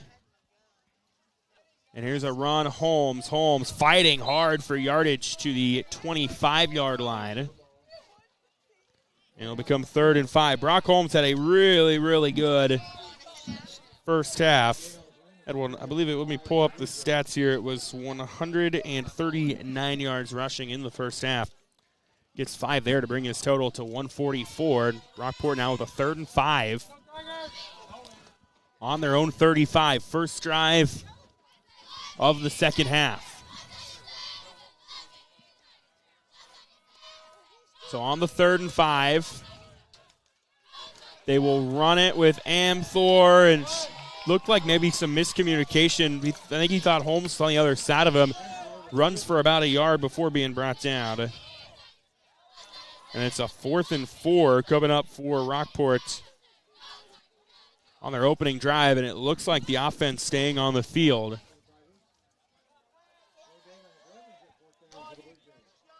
On this 4th down. See what Coach Jones draws up here. This will be interesting. 4th and 4, and they're going to go for it. Amthor with a running back behind him. They will run it. Holmes, and he didn't get there. He pitches it back to Amthor, and he'll get dropped for a loss. Jude Archer tackles him. I think that was Frisch that blew that up initially. Yep. And a big stand for the Worth County defense. Frisch has been absolutely all over this field. That was huge to blow up Brock Holmes, especially that quickly with how explosive we know 11 can be. Very, very risky pitching that back to Amthor, especially in a tight game like this one, in a big game like this one. But no fumble. Instead, it's going to be turnover on downs. Here come the Tigers. They will take over on the 34-yard line. So a 1st and 10 for Worth County. Sanders will run on first down, carrying a defender. That's Gebhardt who's trying to strip the ball. And Sanders showing off the biceps, able to hold on to the football and carry Gebhardt a couple yards on first down. Gain of 4. Looked like a combined carry there with how hard Gebhardt was trying to get that ball. I was almost pulling him forward. Yeah, he was trying really hard to pluck it away. Sanders wasn't going to give. Gain of 4 makes it 2nd and 6 for Worth County from the 30-yard line. Under 10 to go in the third quarter. Just got the second half off and rolling here in Grant City. Sanders out of a shotgun. They will hand it off. Ruby, he got met by Taden Cook. And Ruby back to the line of scrimmage, and that's pretty much it. And it'll be 3rd down coming up for the Worth County offense now. Defense is making some really big plays to start this second half. Had a little bit of time to rest, talk to their coaches, and a lot of things have changed already. So now 3rd down and 6 from the 31 coming up for Worth County. Rockport's first drive of the half came up empty. Sanders takes the snap, design quarterback run. Ryder Heron latches on to his hips and won't let him go anywhere. Maybe a yard for Sanders, and now a 4th down coming up for Worth County offensively. Yet again, another decision. I would guess that they might go for it, but what do you do here? Do you want to throw it? Do you want to say that your run game is good enough to get this yardage? Was it 6 yards to go? Yeah, it's 4th and long 5, short 6. Might try to screen pass it here. So Sanders with Ruby on his right hip in the shotgun. Back to pass. Downfield, Frisch got behind the defender, but it's intercepted by Meyerkorth. It was underthrown, and Meyerkorth's got his second pick of the night. Now he'll try to return this. He gets up to the 34 before being brought down. Frisch, they had the right idea. Frisch got behind Meyerkorth, but the throw was underthrown. Meyerkorth gets his second INT of the night and of the year and returns it back to the 35-yard line. Yeah, Worth County just took my idea and threw it in the dumpster, and then instead of the screen pass, they decided to throw it deep. But, yeah, not enough arm on that one. He did have Frisch down there deep. It would have been a touchdown had he been able to get a little bit more strength on that one. Couldn't quite muscle it all the way out there, and he gets it right to Jack Meyerkorth, who, man, he's a pick artist. 8:16 to go here in the third quarter. It is a 28-20 Rockport lead, and they'll take over after the Meyerkorth interception on the 35-yard line. Just where we started here at the beginning of the half. Amthor will have Holmes behind him with a pistol. They'll give to Holmes after faking Meyerkorth in motion. Holmes got one tackle in the backfield. Does a good job fighting for about 2 yards. That's all he's able to get, and it'll be second down coming up for the Rockport offense. Worth County looks a lot more prepared for the run in this half. They got a player stretching out down there. But they look a lot more prepared, a lot more ready for the running attack of Brock Holmes. Yeah, gain of 1 for Holmes. Now we've got an injured Tiger on the field as well that's being looked at. So while they do that, we'll take a break. Back in a moment. KMA Video Stream, KMAland.com. Is believing. That's what you'll hear from customers that choose Barrett Auto Center of Glenwood time and time again. Barrett customers come in for vehicles and service work, but they come back for conversation and honest advice. They want one of the largest pre-owned and fully serviced inventories in KMA land, and they return when they've gone elsewhere and it just isn't the same. See and believe for yourself how little differences add up to a better car buying experience. Welcome back to Grant City, 28-20 our score after the injury timeout. Rockport will face a second down and 9 from the 36-yard line. Ball on the ground on the snap, and able to get to it was Holmes, but he'll lose a yard. And it'll be 3rd and 10. We saw earlier on tonight, Worth County had kind of a similar situation where they fumbled the exchange. They were not as fortunate. Rockport recovered it, then went 70 yards down the field to score. So now 3rd and 10 for Rockport. Neither team has been able to do anything offensively so far in the second half. 7 minutes to go in the third. Amthor with Holmes behind him. Back to passes, Amthor. Wanting to go downfield to Meyerkorth, and he overthrew him. There's a flag down, though, at the 25-yard line. So we'll check the marker. Signaling a hold. We'll see what the call is. And we'll await the official's decision. That is in a very interesting spot of the field. That, given the pass play, my guess would be some type of defensive holding or pass interference. Yeah. And that is looks like it. A penalty on Worth County. It's a 10-yard penalty to put the ball into Worth County territory at the 35-yard line. So now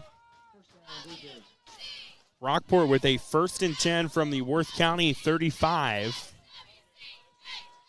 6:50 to go here in the third. 28-20 advantage Blue Jays, trying to go up by 2 scores. Meyerkorth on a screen, had to reach out for it, couldn't get to it. And it's an incomplete pass to make it 2nd and 10. Rockport with that previous play, that deep shot to Meyerkorth, really trying to uncork their offense in this second half. Haven't been able to do so far, but you can tell that they are motivated to try to get that to happen. No gain on that play, but I would expect some more passes coming here soon.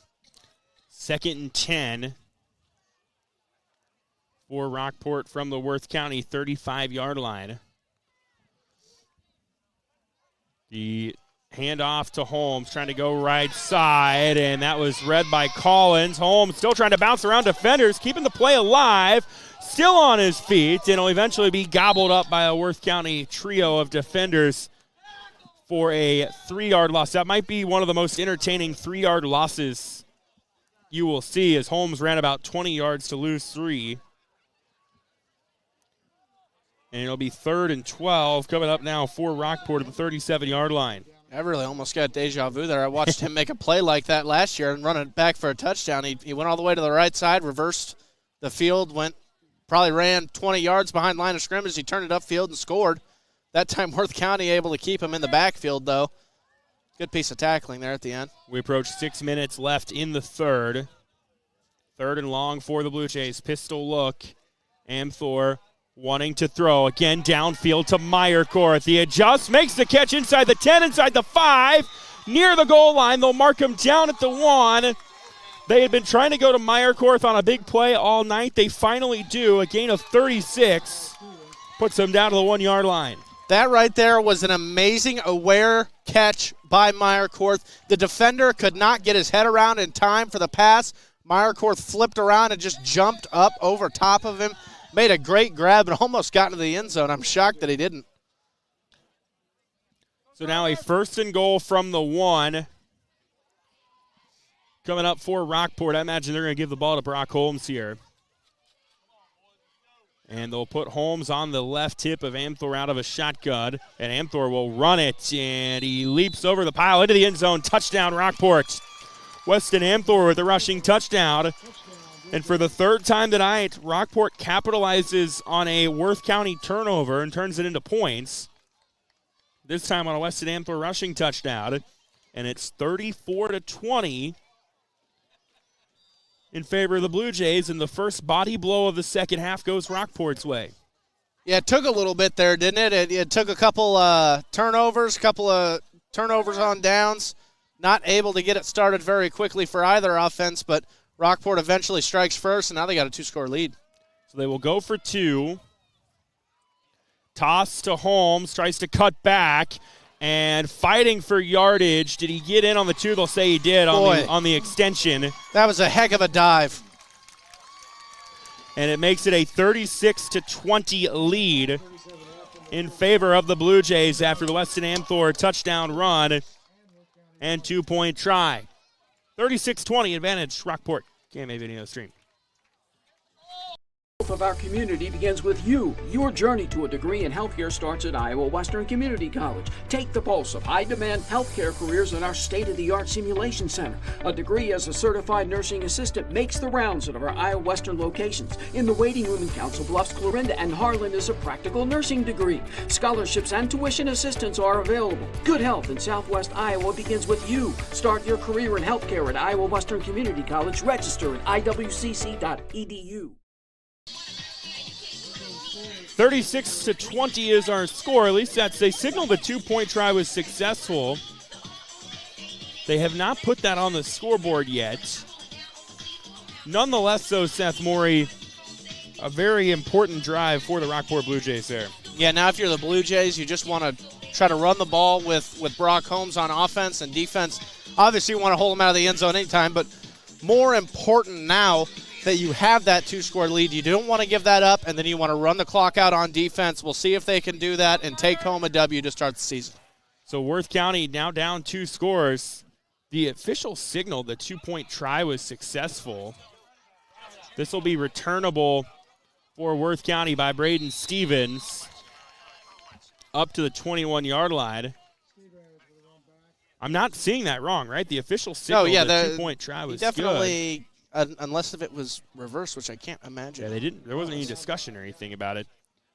So the scoreboard is showing 34-20. So that is until they adjust it. They took it off. Thank you, sir. The FAR official signaled that it was good, and they say the knee was down. So 34-20. There wasn't really like any conversation. Yeah, it was just kind of like, okay. Between the officials, but 2-point try unsuccessful. And now Worth County takes over on the 21. Here's a screen near the Worth County sideline to Braden Stevens for little to no gain. Give him a yard on that. Worth County's got to get their run game started while they still can.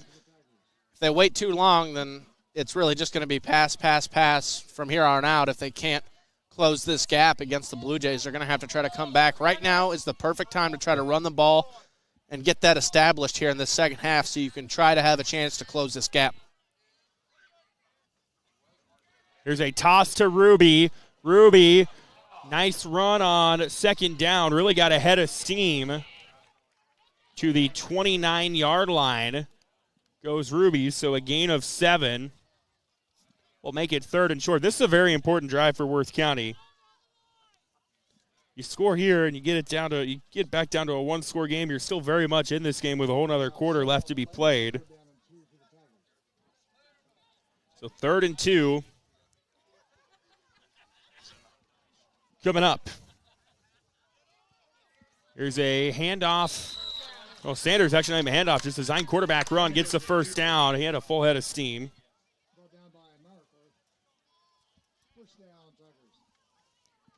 A gain of a couple for Sanders to the 33-yard line.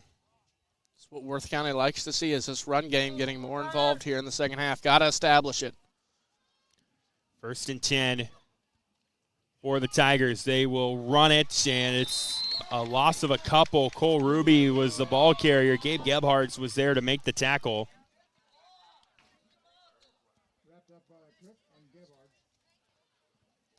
So it'll be back to the 31-yard line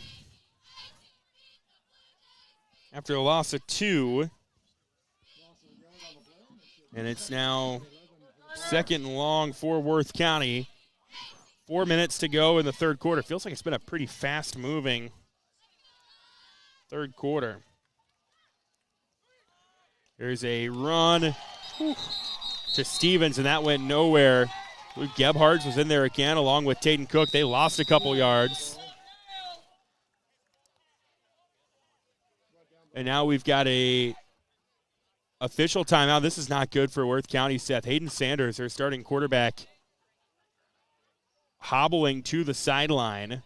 He's really hobbling on that leg. He will have to come out of the game as they stop play for him. It was a loss of 3 on the run by Stevens.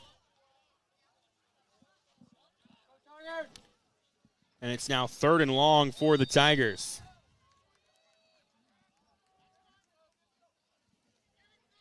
Back to throw is Healy into the game. Has Collins open. He makes the catch, trying to break out of an ankle tackle.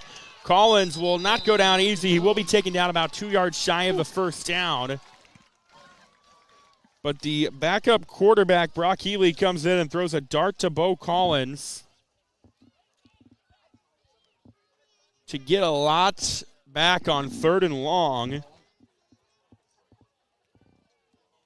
And it makes it a 4th and short in Rockport territory at the 39-yard line. And, you know, if you don't get anything there, Seth, you're probably punting. But now with a 4th and 2 at midfield, you got to go for it. Yeah, that was a dime of a throw by Healy. Just coming right on off the bench, as cold as can be. Throws a dot. I formation. Healy, they'll go a little triple option. He tosses to Ruby. Ruby gets the first down on 4th down. I think that's the first time tonight they've ran the triple option. We saw Rockport a couple times in the first quarter run that play. But Healy comes in and makes the right read to Cole Ruby, who picks up the first down to the Rockport 36-yard line. 1st and 10. For Worth County. I really like that play call there. Try to stretch out the Rockport defense, especially on a 4th and short yardage. Hope that your guy can outrun him or out-juke him. So Healy's still in at quarterback as they work on Sanders. Healy back to pass. Pressure coming. He'll get gobbled up. I think that was number 52 for Rockport. Did not have that in my notes right away, and there's not a 52 listed. But able to come up with the tackle. I'll tell you who he is, Trevor. It's Quentin Jackson, I think. Well, he's him. Yeah, he is him on that play as Healy gets dropped for a sack. Back to the Worth County 36-yard line. There was not a number 52 listed in the roster, but I do not see. No, it's not Jackson. It's now we'll get a timeout called by Coach John Adwell. 1:47 to go in the third, and Worth County knows this is a big play coming up, so they'll take a timeout. We're back in a moment. KMA Video Stream, KMAland.com. Ready to grow your future with a bank that truly cares? Welcome to Malvern Bank, where we're more than just a bank. We're your neighbors, your friends, and your partners in success. At Malvern Bank, we specialize in ag loans that help our local farmers thrive. Whether you're planting seeds for the future or expanding your current operations, we've got the financing solutions to help your farm flourish. So why wait? Visit us today and see how Malvern Bank can make a difference in your life. Together, let's grow our future. Malvern Bank, we build community. Member FDIC, Equal Housing Lender.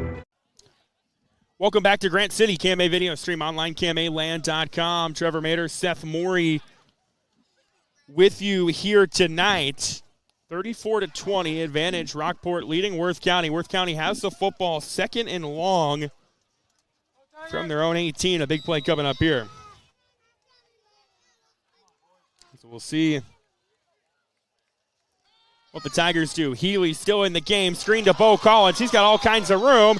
Collins breaks out of a Brock Holmes tackle. Stepped out of bounds at the 25.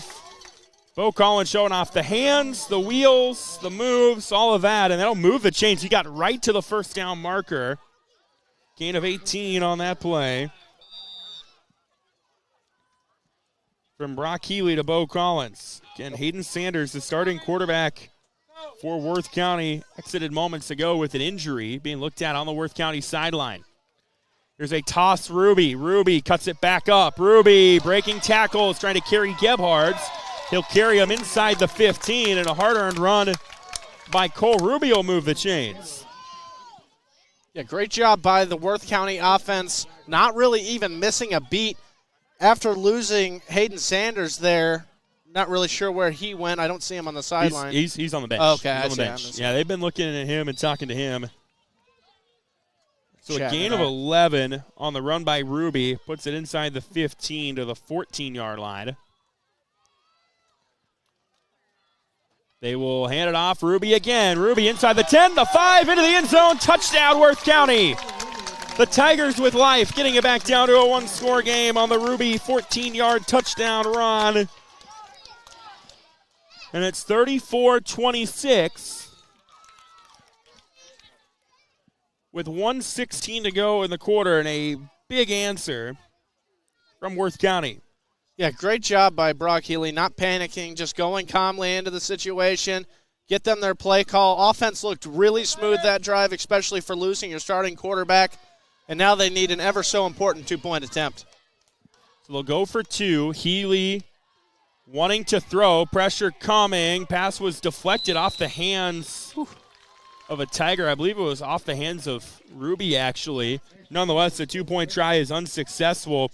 But Worth County gets a 6-point possession. 34-26 our score. 1:16 to go in the third. KMA Video Stream, KMAland.com. And Seth, we will keep it here. Big possession moments ago for Worth County to get this down to a one-score game. Definitely. And right now, if you're Rockport, guess what? Pressure's right back on. I know that you're ahead by one score, but you need to get all that you can get because this Worth County offense has just lost Hayden Sanders, their starting quarterback, for we don't know how long. And now they have the backup in, Brock Healy, who just showed he's not afraid of Rockport's big defense. He's not afraid of them at all. He ran the offense well orchestrated drive by Healy. Really, they didn't even miss a single beat, picked up right where they left off in the first half after a unsuccessful first drive here in the second half. And now they're going to give it right back to Rockport, see if Rockport can capitalize with their opportunity here with the ball. But this is a big moment here for the Worth County defense. See if they can get a turnover on downs. Try to get this ball back for your offense so that they can stay hot and ride this wave. So Worth County will now kick it off. Sawyer Thurman doing the honors. All of their kicks have been line drive kicks tonight. See if they maybe try to steal a possession. Again, a short kick, not fielded cleanly on the first touch by Rockport. Up to get it is Meyerkorth. Meyerkorth along the sideline, spin around defender, still on his feet, and is brought down to the 36-yard line, but a good return by Jack Meyerkorth. We'll give good field position for the Blue Jays. Yeah, he's whenever life gives you lemons, you make lemonade, and that's exactly what Jack Meyerkorth did. He should open up a stand. Really well done. 37-yard line will be the spot for Rockport to start this drive.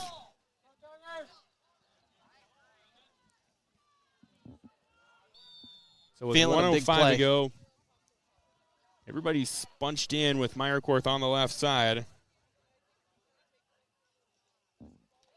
Here's a handoff, Holmes up the middle. He'll pick up a couple of yards to the 38-yard line. Into Worth County territory goes Rockport. So we get under a minute to go in the quarter.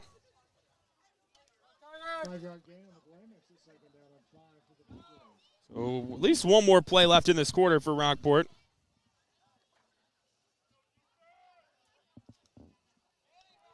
Handoff, Holmes spins around a defender, still on his feet. 30, brought down inside the 30 at the 29-yard line. So a gain of 9 for Brock Holmes. We get under 30 seconds to go. They're at the 28-yard line. Tell you what, Maynard, trying to operate the camera while Brock Holmes is on the field is a little bit of a chore. It's hard to keep up with. Gain of 10 for him. Final play of the quarter, potentially. And actually, they don't even have to run another play in this quarter. We're down to 10 seconds. They're going to take it into the fourth. So, fun 36 minutes so far. 12 more at least in store. So we go to the fourth. It is a 34-26 Rockport lead here on the KMA video stream, KMAland.com.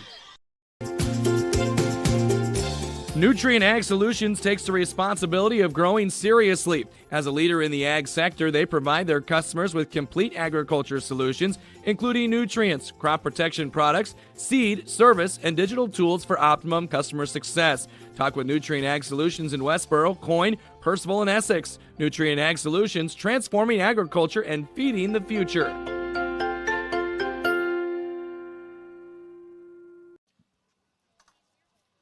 On to the fourth we go here in Grant City. Trevor Mader, Seth Morey with you. 34-26 in favor of Worth County. And Seth, this drive that Rockport is on right now is the most important of the game on both sides. If you're Worth County and you get a stop, you're going to have 10 minutes or so to go down the field, score, and get a 2. If you're Rockport and you score, all of a sudden you've got a 2-score lead in the fourth quarter. That is always really, really important. Definitely, and Rockport is really just trying to keep their foot on the gas right now. That's the most important thing, and they really, I hate to say the word need, but I feel like they need this score because Worth County's offense, I don't think that they're going to hold them without another score for the rest of this game. Rockport's going to need at least one more score if they want to try to win this game tonight, and I think that it would be very timely for it to come here. Obviously, if you're the Blue Jays, you want to score on every drive, but try to get it as soon as possible so that you can play keep away whenever you get on your next drive, just to kind of run the ball, try to run the clock out there with that amazing running back. Brock Holmes already shown his talent tonight. 1st and 10 coming up for Rockport to start the fourth quarter. They will run it with Holmes. Tried to break out of a tackle, and he got out of it the first time, but not the second time. That was in there on the tackle for Worth County. There was a barrage of bodies in there, and that was Ryder Smizer who made the tackle for a 2-yard loss. And it's 2nd and 12. Coming up now for Rockport. 2nd and 12, early stages of the fourth quarter. Rockport up by 8 here in the state-rated battle. Amthor, the running back behind him. Out of a pistol. Wanting to throw over the middle of the field. Had Cook open on a slam, but it was deflected. Somebody on the Worth County front line got a hand on it and disrupted that. And a missed opportunity for Rockport on a passing play. Looked like it might have been number 21, Lucas Frisch, who's been all over the field defensively for Worth County. I think he got his hand on it again. So now a 3rd down and long coming up for Rockport. And if you're Rockport, you're kind of in the no man's land of a 4th and long because you're at the 30 and you'd have a 4th and 12. So I imagine if you're Coach Dalton Jones, you're thinking, hey, we've got 2 plays to get 12 yards here. Pistol look. Amthor will run it and get some of that back. Spun down. Lucas Frisch made the tackle inside the 25 at the 23. So we got 9 of it, and that'll make the 4th down much more manageable. That was definitely the best decision that Amthor could have made right there. Instead of trying to throw the ball, maybe, risk an interception, obviously, but also an incompletion. Doesn't get you any yardage, and then you're in 4th and long. You almost have to, I don't even know what you do, short punt, squib kick, something. That's kind of a tough spot, but they don't have to worry about that. Now they've got a 4th and 5 from the 23 here early in the 4th quarter. Amthor wanting to throw on 4th down over the middle of the field. Cook, he makes the catch. Touchdown, Rockport. Weston Amthor to Taden Cook. Hold on, though. There's a flag. Down at the 28-yard line, is coming back. A holding penalty wipes out the 4th down touchdown. I believe the guilty party for Rockport, judging by the body language, was Quentin Jackson. And now a 4th and very long coming up after the holding penalty. Now they are in that situation. And now you're right back to where you were, and actually 4 yards worse off.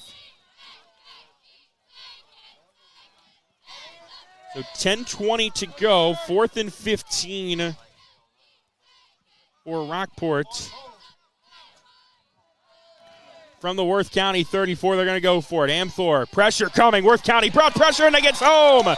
Sawyer Thurman with the sack.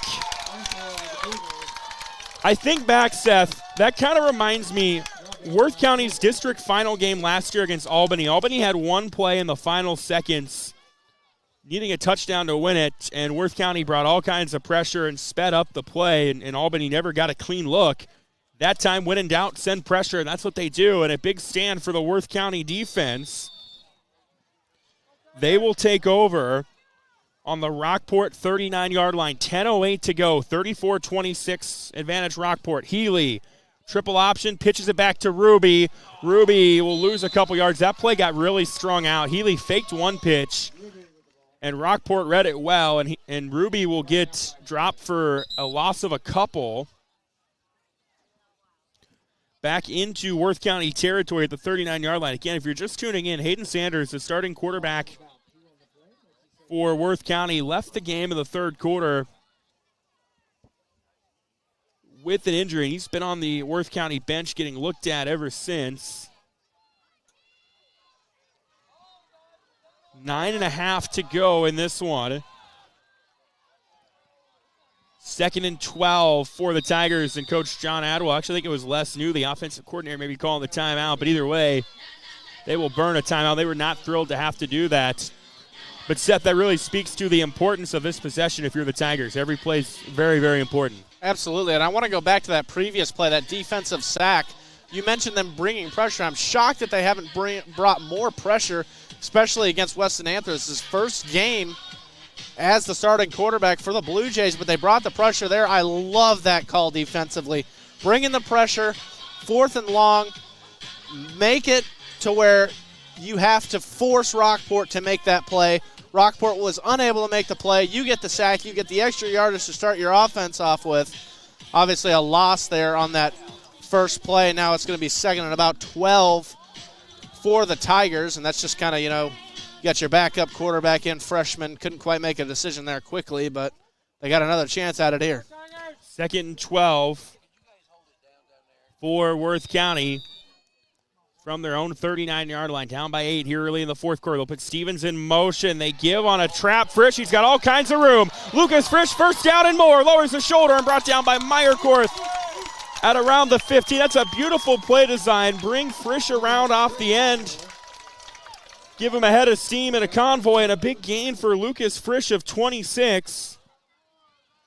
Has Worth County in the Rockport red zone to the 15-yard line. Yeah, just completely deceiving the secondary of the Blue Jays, and what that little end around does is then you make the defensive line run and catch your fast guy, and they sure aren't going to catch up to him. Here's Ruby, tried to break off a defender in between the tackles, could not, gets dropped for no gain.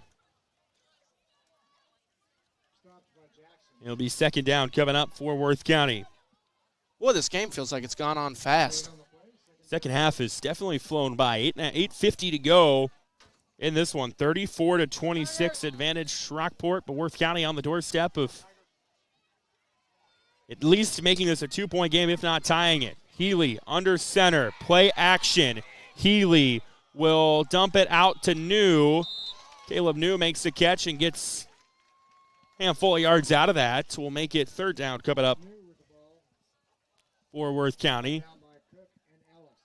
New, his first official catch tonight. He caught a 2-point conversion earlier on.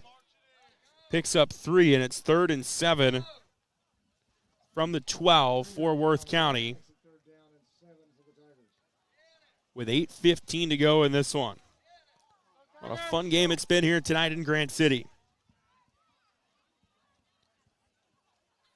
Healy under center, Ruby behind him. Really loading up that left side. They'll run Ruby. Broke by one defender on the left side. The play got strung out. Logan Ellis makes the shoestring tackle. Gain of a couple for Cole Ruby, but it's going to be 4th down. Coming up for this Worth County offense. Yeah, 4th down. You don't have a very long way. You got about yards. a long 5 here, it looks like. 7:30 left in the 4th quarter. You're really in crunch time. You have to come up with a score here, especially with Brock Holmes waiting patiently on the other side, ready to run that football, try to run that clock out. Got to try to draw something up here to get these 5 yards. So 4th down and 5 for Worth County. Healy with Ruby back there with him. Healy takes the snap. Healy put the ball on the ground, and Rockport pounces on it. He was trying to figure out what he wanted to do, kept his eyes downfield, and hit the ball loose himself, and a turnover on downs for Worth County, and Rockport's going to take over on the 14-yard line after the turnover on downs. And Seth, that's just a case of a young man trying really, really hard there, maybe too hard, and now Rockport takes over. And not only that, but the Rockport secondary had everybody locked down. There was really nowhere to go with the football. Had to try to go up the middle, and whenever you do that against the Rockport defensive line, you're not going to get too far. 1st and 10 for Rockport from their own 14-yard line. They will run at Amthor. He got tripped up in the backfield. There to make the tackle was Wyatt Hill. So no gain, actually a loss of 1. Both teams have really bowed up defensively. 2nd and 11 coming up for Rockport. 6:43 left in this one. For Worth County, you need a stop in the worst way imaginable with 6.5 to go.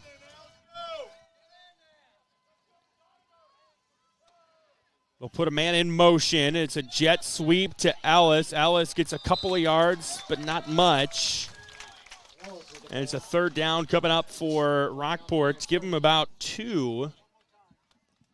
A 3rd and 9 for the Blue Jays. Blue Jays may not have gained a lot on this drive, but they have definitely taken away a lot of time. They've taken away, going to be over a minute here off the clock for Worth County, so try to keep that going. I would imagine that they keep the ball on the ground here, but obviously you know how risky Dalton Jones can get. I might take a shot here to Meyerkorth. 3rd down and 10 for Rockport from their own 15. 5:40 to go, and we'll get a timeout taken by Rockport head coach Dalton Jones. They want to talk about what they're going to do. Buckle up. We've got a fun finish on the way here in Grant City. Rockport holding on to a 34-26 lead here on the KMA video stream, KMAland.com. Northwest Missouri State University, you can follow your interests and discover new ones, no matter how different they may be. Explore over 200 programs and over 150 student organizations. At Northwest, you can be a scholar, an artist, an athlete, and a leader, all at the same time. Why be just one thing when you can be every you? Learn more at start.nwmissouri.edu. Welcome back to Grant City here on the KMA video stream online, KMAland.com. Trevor Mater, Seth Morey with you here tonight. 3rd and 10 coming up for Rockport. From their own 15-yard line, they lead Worth County 34-26 with 5:40 remaining. Rockport has gained 1 yard on their last 2 plays. Worth County's defense trying to get a stop and get the ball back. Got Meyerkorth out to the left. Amthor out of a shotgun. They want to throw it. Amthor pass over the middle, incomplete to Meyerkorth. It was too far in front of him. Braden Stevens was all over Meyerkorth, and I don't know that we've talked about Braden Stevens enough defensively tonight. He has done a really good job from a linebacker defensive back position.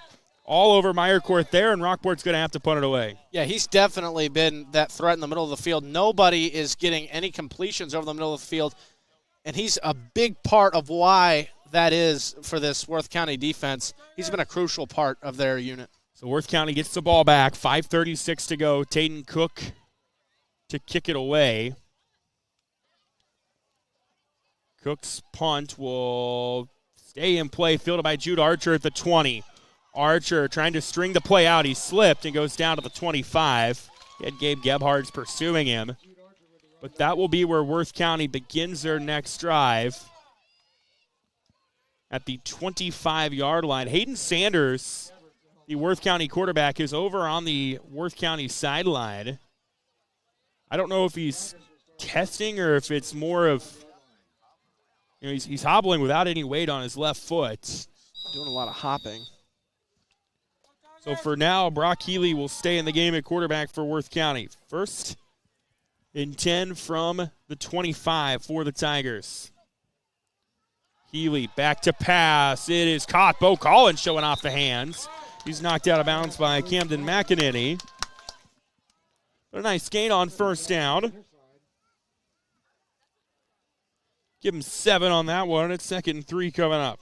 Yeah, just 2 receptions, 61 yards last year for Bo Collins, and they have already put an exclamation point on how much more they want to use him in the pass game today. He has 3 catches tonight for 6 catches. Check that for 107 yards. I was looking at just the first half stats. Yeah, he's got 6. Yep.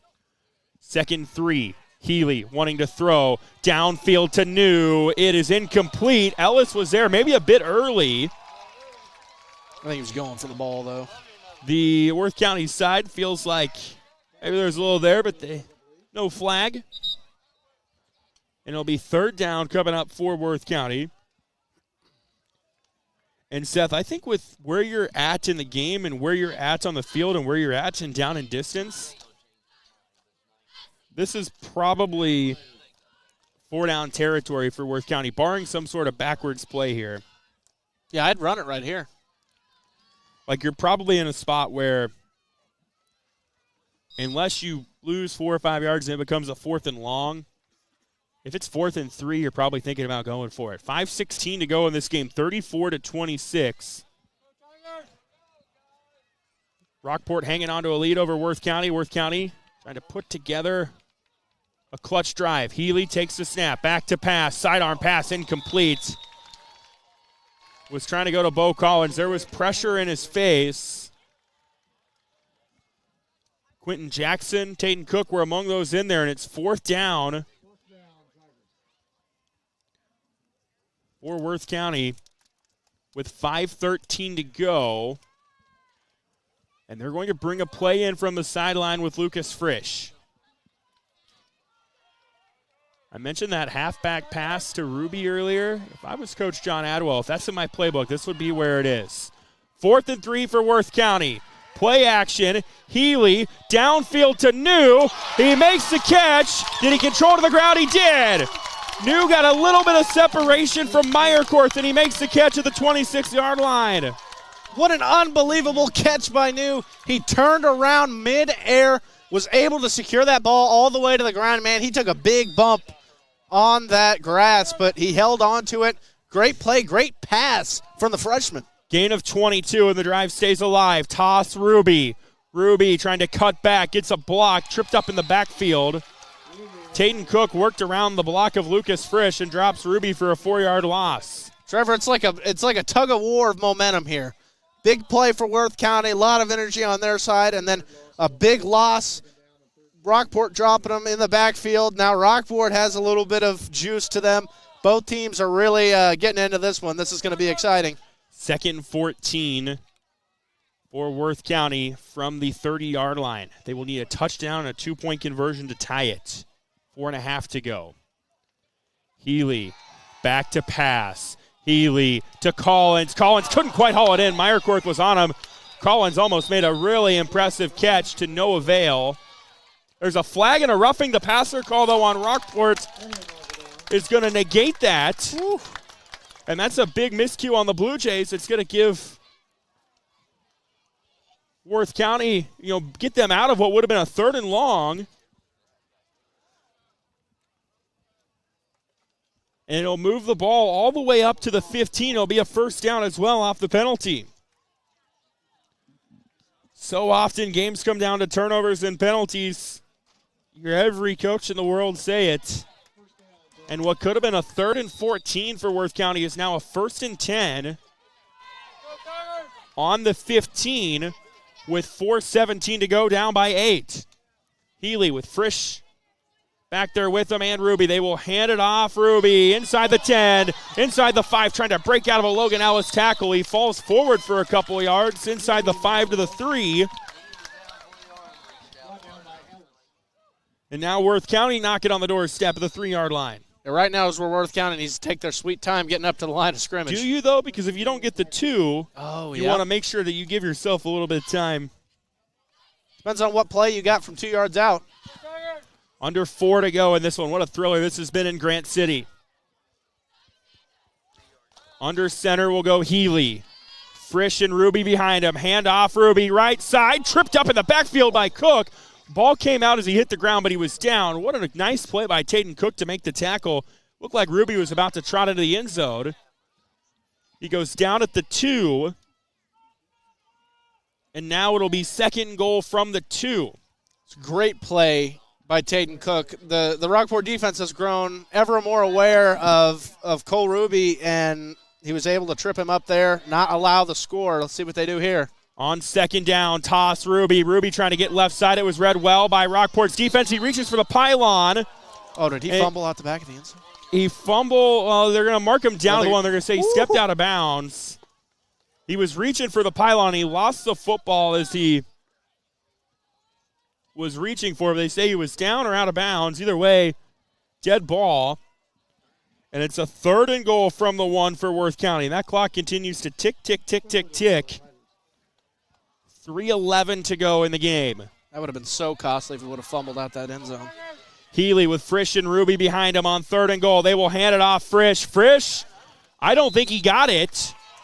And he did not get it. Wow. He hit the hole hard, and I thought he was going to be able to power through, but he was stood up. That was Quentin Jackson that met him.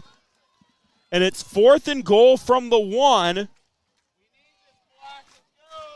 for Worth County, and Healy will bring in the play from the sideline. They had it 1st and goal from the 3 and have netted 2 yards on 3 plays. Here we go, 4th and goal from the 1.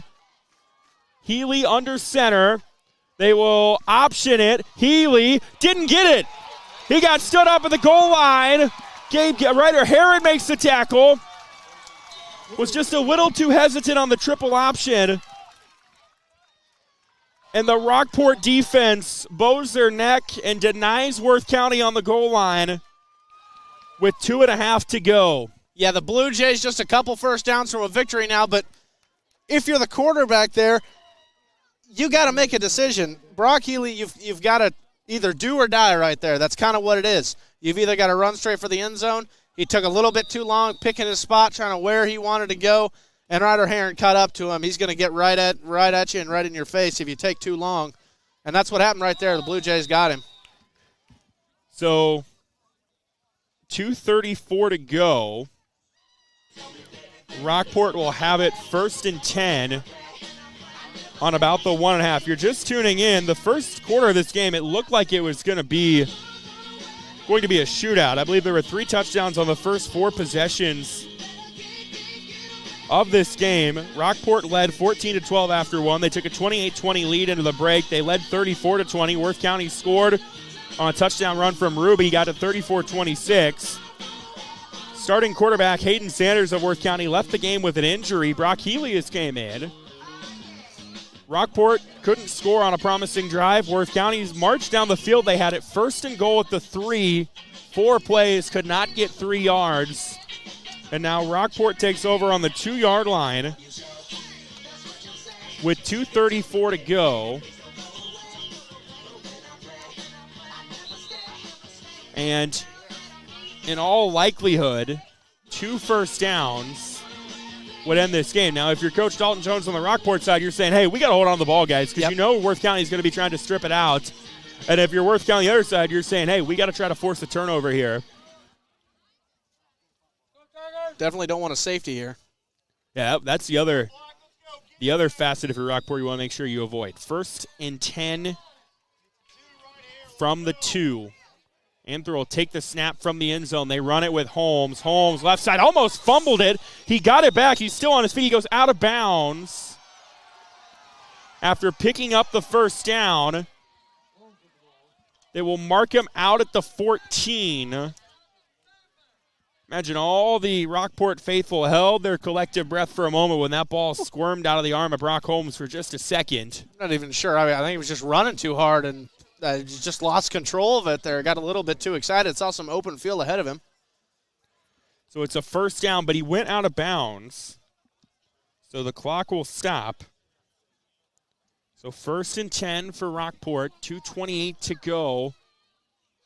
They will have the football from their 14-yard line. Blue Jays trying to notch a win in a battle of 2 of the top 3 teams in the Missouri 8-man media poll.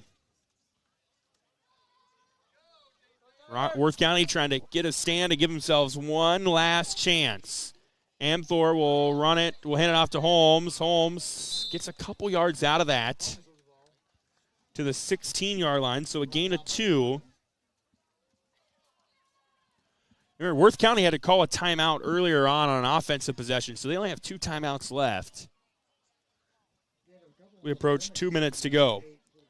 Meanwhile, the number 1 and number 4 team facing each other tonight in 8-man, Archie and Lockwood, that's been a thriller as well. Archie leads Lockwood 36-32 in the final minute.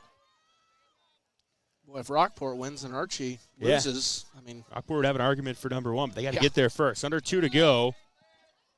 2nd and 8 for Rockport. Here's a run, Holmes. Holmes keeping the legs moving, close to a first down. Got a pretty generous spot. And they're going to move the chains.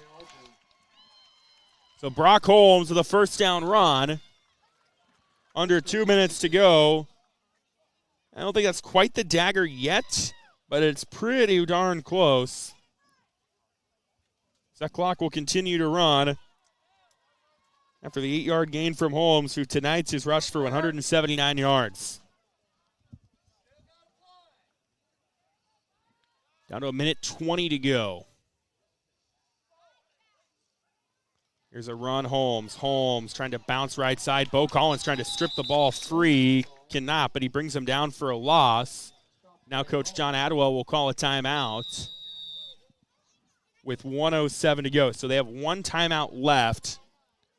So if you're Worth County, if you get a stop here, you're going to get the ball with somewhere short of 25 seconds to go. Now it's all, all kind of depends on how long these other plays are strung out. Of course, a punt as well. If that happens, you're going to have maybe a chance for a desperation. And with the Blue Jays, if I'm Dalton Jones, they're over there in the huddle right now. I'm just going to tell them, if you can't gain yards, then don't. Yeah. Don't try to go out of your way to gain yards. Stay in bounds and hold on to the ball. That's the most important thing that they could do right here. Keep their possession. Run down this clock as much as you can. And see what you can do. And we just hit the jackpot, Seth. Whoa, what just happened? We just got free popcorn. Well, I don't know. Maybe we'll get a bill later, but some lady Just came up handing us popcorn. I Are will they never gonna come bill us for it. And maybe. That won't bill me. I will never turn down popcorn. Minute 7 to go. Second down and 11 coming up for Rockport as the Blue Jays try to ice this game. Got to try to pay attention to the game here. I got some hot popcorn in front of me. Anther will take a snap, go down to a knee. And Worth County, I don't think, can stop the clock. I thought they had one timeout. There's no timeouts on the scoreboard. And Anther will go down to a knee. He'll be able to do that one more time. And that would end this. So we get under a minute to go. They'll have to take one more snap. Yeah, there's about a 20-second difference. But they'll go down at a victory formation. A game that featured two of the top 3 teams in the state lived up to the hype tonight, and what looks to be a promising season for Rockport starts on a strong note as the Blue Jays pick up a 34-26 win over Worth County in a thrilling season opener. Seth Morey, your thoughts?